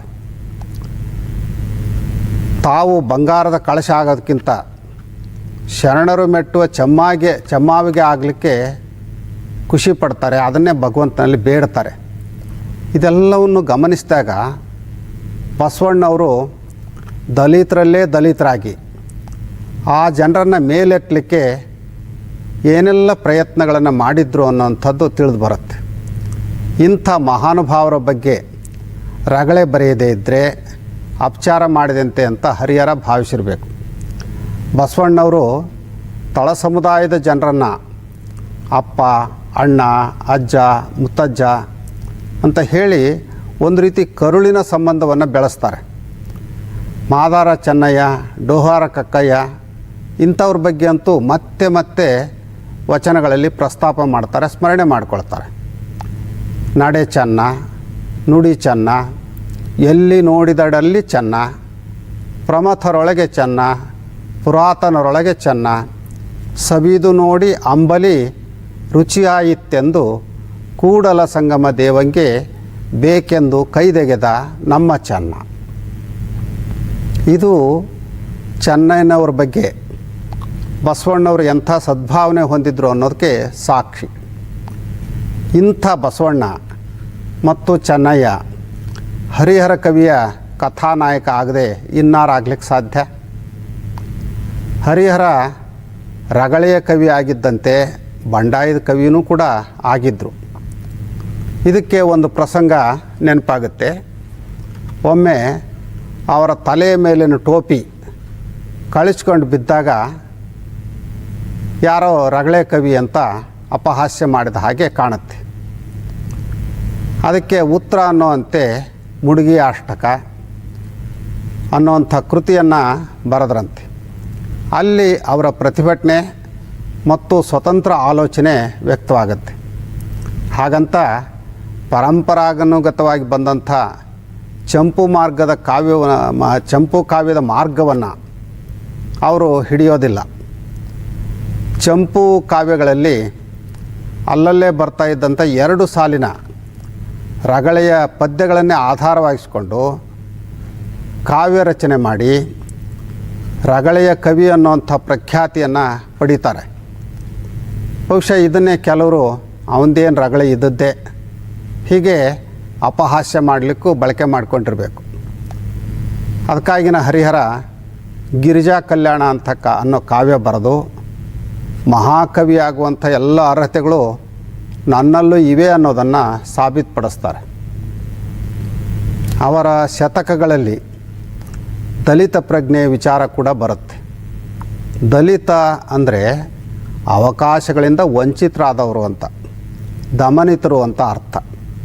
ಭಕ್ತಿ, ವೈರಾಗ್ಯ ಮತ್ತು ಜ್ಞಾನ ಈ 3 ಸಂಗತಿಗಳನ್ನು ವಿಶೇಷವಾಗಿ ಅವರ ಶತಕಗಳಲ್ಲಿ ಹೇಳ್ತಾರೆ. ಹರಿಹರ ಸ್ಥಾವರಲಿಂಗದ ಆರಾಧಕರಾಗಿದ್ದರು ಅನ್ನುವಂಥ ಆಪಾದನೆ ಅವ್ರ ಮೇಲಿದೆ.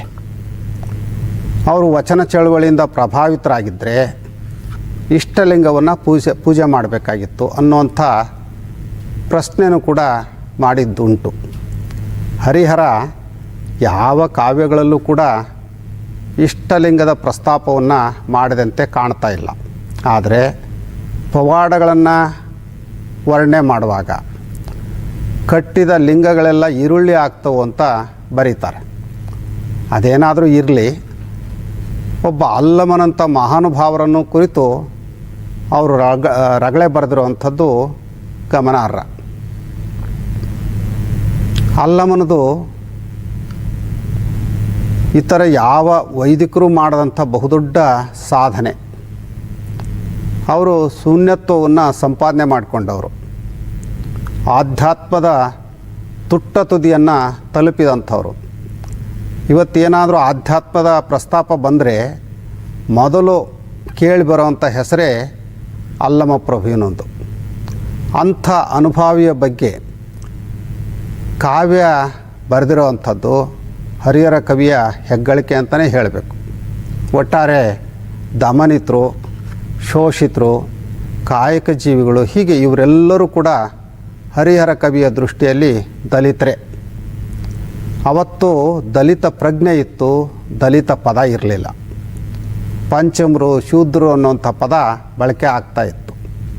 ಚತುರ್ವರ್ಣಗಳಲ್ಲಿ ಕೊನೆಗೆ ಬರೋರೆಲ್ಲರೂ ಶೂದ್ರರೇ, ಅವರನ್ನು ಪಂಚಮರು ಅಂತಲೂ ಕರೆಯಲಾಗುತ್ತೆ. ಅಂಥ ವರ್ಗಕ್ಕೆ ಆ ಕಾಲದಲ್ಲಿ ಮಹಿಳೆಯರನ್ನು ಕೂಡ ಸೇರಿಸಿದ್ರು. ಹರಿಹರ ಅಂಥ ಮಹಿಳೆಯರನ್ನು ಕೂಡ ತಮ್ಮ ಕಾವ್ಯದ ನಾಯಕಿಯರನ್ನಾಗಿ ಮಾಡಿಕೊಂಡಿರೋದನ್ನು ಗಮನಿಸಬೇಕು. ಹಿಂದಿನವರು ಮಹಿಳೆಯ ಸ್ವಾತಂತ್ರ್ಯಕ್ಕೆ ಅನರ್ಹಳು, ಅವಳು ಬಹಿಷ್ಠೆ ಆಗೋದ್ರಿಂದ ದಲಿತರಲ್ಲೇ ದಲಿತಳು ಅನ್ನೋಂಥ ತುಚ್ಛ ಭಾವನೆಯನ್ನು ತೋರ್ತಾಯಿದ್ರು. ಅಂಥ ಸಂದರ್ಭದಲ್ಲಿ ಅವರನ್ನು ಕಾವ್ಯ ನಾಯಕಿಯನ್ನಾಗಿ ಮಾಡುವ ಮೂಲಕ ಅದುವರೆಗಿನ ಸಾಮಾಜಿಕ ಕಟ್ಟುಕಟ್ಟಳೆಗಳನ್ನು ಕಿತ್ತೆಸೆಯುವಂಥ ಕ್ರಾಂತಿಕಾರಕ ಮನೋಭಾವನೆಯನ್ನು ಹರಿಹರ ಮೆರೆದಿದ್ದಾರೆ. ಅಂದಿನ ಸಾಹಿತ್ಯದ ನಿರ್ಬಂಧಗಳನ್ನು ಮೀರಿ ಹೊಸತನಕ್ಕೆ ಅಡಿಯಿಟ್ಟು ತಮ್ಮ ಬಂಡಾಯ ಪ್ರಜ್ಞೆಯನ್ನು ಮೆರೆದಿದ್ದಾರೆ. ಹಾಗಾಗಿಯೇ ವಸ್ತು, ವಿಷಯ, ಪಾತ್ರ, ಭಾಷೆ ಇವೆಲ್ಲವುಗಳಿಂದಲೂ ಹರಿಹರನ ಕಾವ್ಯಗಳು ಅವೈದಿಕತೆಯನ್ನು ಮೆರೆದಿವೆ ಅಂತ ಹೇಳ್ಬೋದು. ಆ ಕಾಲದಲ್ಲಿ ಸಂಸ್ಕೃತದಲ್ಲಿ ಬರೆದ್ರೆ ಮಾತ್ರ ಶ್ರೇಷ್ಠ ಕವಿಗಳು ಅನ್ನುವಂಥ ವಾತಾವರಣ ಇತ್ತು.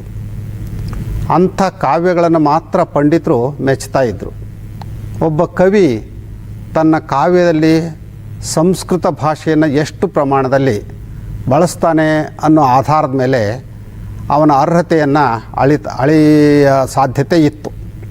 ಆದರೆ ಹರಿಹರ ಅಂಥ ಪರಂಪರೆಯನ್ನೇ ಮುರಿದು ದೇಶಿ ಭಾಷೆಯಲ್ಲಿ, ಅದು ಕನ್ನಡದಲ್ಲಿ ತನ್ನದೇ ಆದ ಛಂದಸ್ಸಿನಲ್ಲಿ ಕಾವ್ಯಗಳನ್ನು ಕಟ್ಟಿದ್ದು ಅತ್ಯದ್ಭುತ.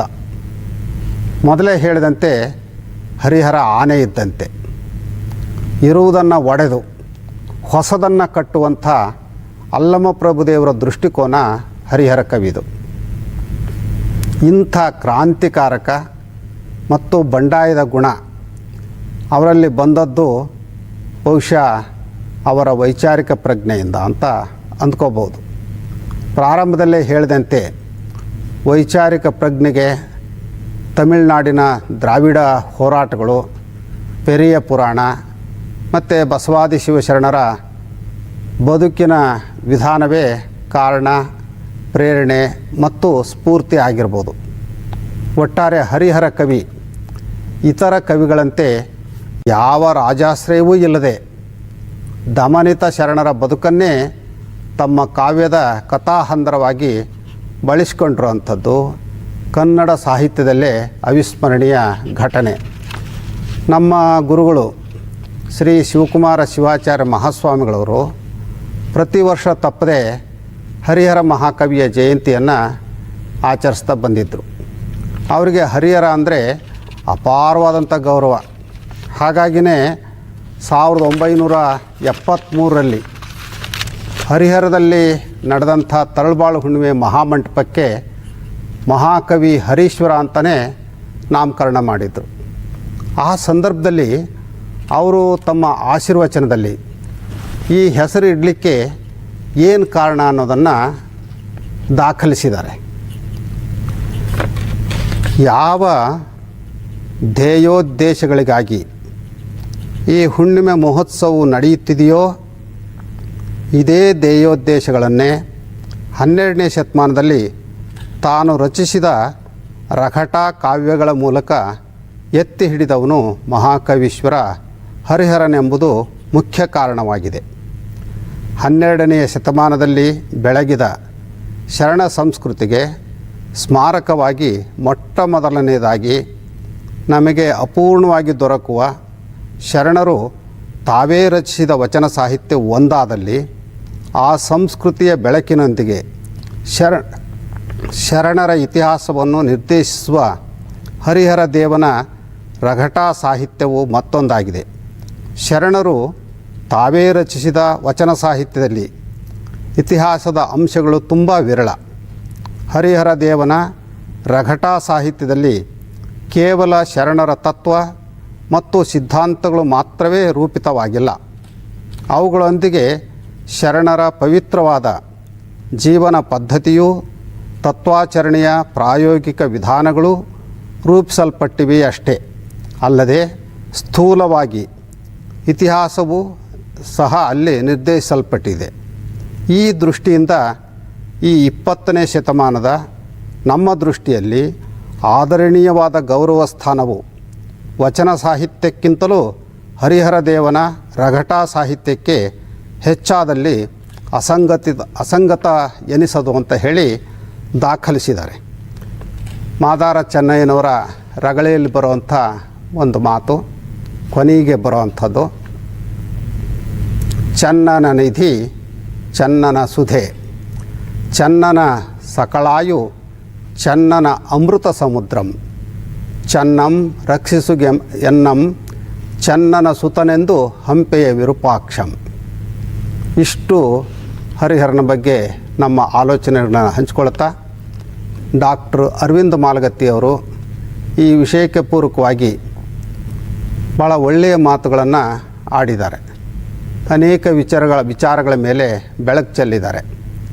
ಕಲಾವಿದರು ಮಧುರವಾಗಿ ವಚನಗಳನ್ನು ಹಾಡಿದ್ದಾರೆ.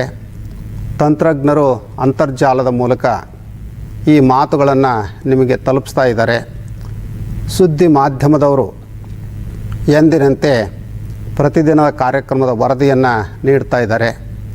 ವಿಶೇಷ ಅಂದರೆ ನಾವು ನಿನ್ನೆನೇ ಹೇಳಿದ ಹಾಗೆ ಆರ್ಥಿಕ ನೆರವನ್ನು ನಾವು ಕೇಳದೇ ಇದ್ದರೂ ಅಂತರ್ಜಾಲದ ಈ ಕಾರ್ಯವನ್ನು ಮೆಚ್ಚಿ ಅನೇಕರು ಆರ್ಥಿಕ ನೆರವನ್ನು ನೀಡಲಿಕ್ಕೆ ಮುಂದೆ ಬಂದಿದ್ದಾರೆ.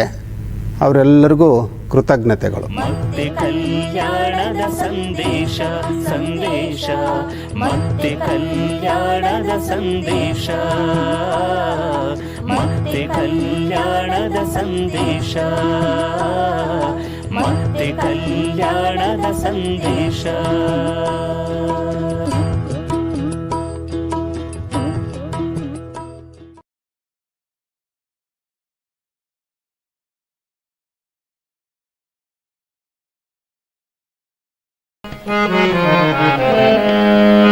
ಜಯ ಕಲ್ಯಾಣಕ್ಕೆ ಜಯ ಕಲ್ಯಾಣಕ್ಕೆ ಜಯ ಕಲ್ಯಾಣಕ್ಕೆ ಜಯ ರೇ, ಜಯ ಕಲ್ಯಾಣಕ್ಕೆ ಜಯ ಕಲ್ಯಾಣಕ್ಕೆ ಜಯ ಕಲ್ಯಾಣಕ್ಕೆ ಜಯ ರೇ.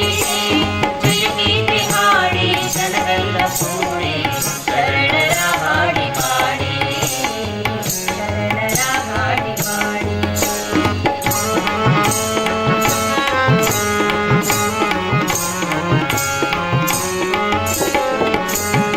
ಭಕ್ತಿಯ ಭಂಡಾರಿ ಬಸವಣ್ಣನಿದ್ದ ಕನ್ನಡದ ಪುಣ್ಯ ನಾಡು, ಭಕ್ತಿಯ ಭಂಡಾರಿ ಬಸವಣ್ಣನಿದ್ದ ಕನ್ನಡದ ಪುಣ್ಯ ನಾಡು. ವೈರಾಗಿ ನಿಧಿಯಕ್ಕ ಅಲ್ಲವ ಪ್ರಭುವು, ವೈರಾಗಿ ನಿಧಿಯಕ್ಕ ಅಲ್ಲವ ಪ್ರಭುವು, ಬೆನಕ ಕಲ್ಯಾಣ ನಾಡು, ಮೇರೆದಂಥ ಕಲ್ಯಾಣ ನಾಡು. ಜಯ ಕಲ್ಯಾಣಕ್ಕೆ ಜಯ ಕಲ್ಯಾಣಕ್ಕೆ ಜಯ ಕಲ್ಯಾಣಕ್ಕೆ ಜಯ ರೇ.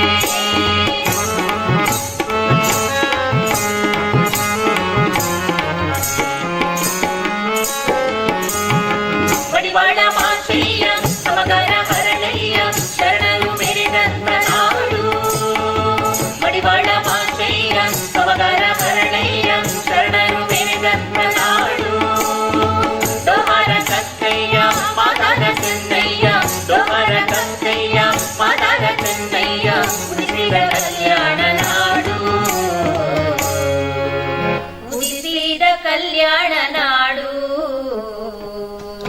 ಜಯ ಕಲ್ಯಾಣಕ್ಕೆ ಜಯ ಕಲ್ಯಾಣಕ್ಕೆ ಜಯ ಕಲ್ಯಾಣಕ್ಕೆ ಜಯ ಹೇ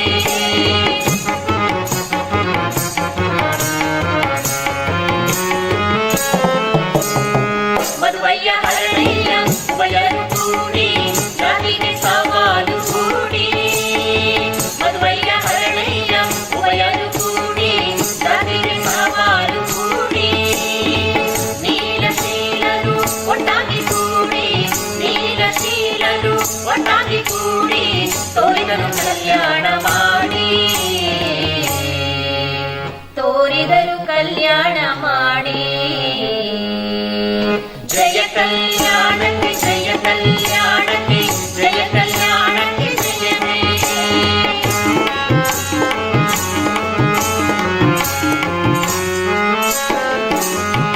ಜಗತ್ತಾಯ್ತು ಕಲ್ಯಾಣ ನಮಗಾಯ್ತು ಕಲ್ಯಾಣ ಕನ್ನಡದ ಕಲ್ಯಾಣವಾಯಿತು ಜಗತ್ತಾಯ್ತು ಕಲ್ಯಾಣ ನಮಗಾಯ್ತು ಕಲ್ಯಾಣ ಕನ್ನಡದ ಕಲ್ಯಾಣವಾಯಿತು ಸಕಲರ ಕಲ್ಯಾಣ ತೋರುವ ಈ ಊರು ಸಕಲರ ಕಲ್ಯಾಣ ತೋರುವ ಈ ಊರು ಕಲ್ಯಾಣ ಪಟ್ಟಣವಾಯಿತು ಕಲ್ಯಾಣ ಪಟ್ಟಣವಾಯಿತು ಜಯ ಕಲ್ಯಾಣಕ್ಕೆ ಜಯ ಕಲ್ಯಾಣಕ್ಕೆ ಜಯ ಕಲ್ಯಾಣಕ್ಕೆ ಜಯ ಹೇ ಜಯ ಕಲ್ಯಾಣಕ್ಕೆ ಜಯ ಕಲ್ಯಾಣಕ್ಕೆ ಜಯ ಕಲ್ಯಾಣಕ್ಕೆ ಜಯ ಹೇ ಜಯ ಗೀತೆ ಹಾಡಿ ಜನರೆಲ್ಲ ಕೂಡಿ ಶರಣರ ಹಾಡಿ ಪಾಡಿ ಶರಣರ ಹಾಡಿ ಪಾಡಿ ಶರಣರ ಹಾಡಿ ಪಾಡಿ ಮತ್ತೆ ಕಲ್ಯಾಣದ ಸಂದೇಶ ಸಂದೇಶ ಮತ್ತೆ ಕಲ್ಯಾಣದ ಸಂದೇಶ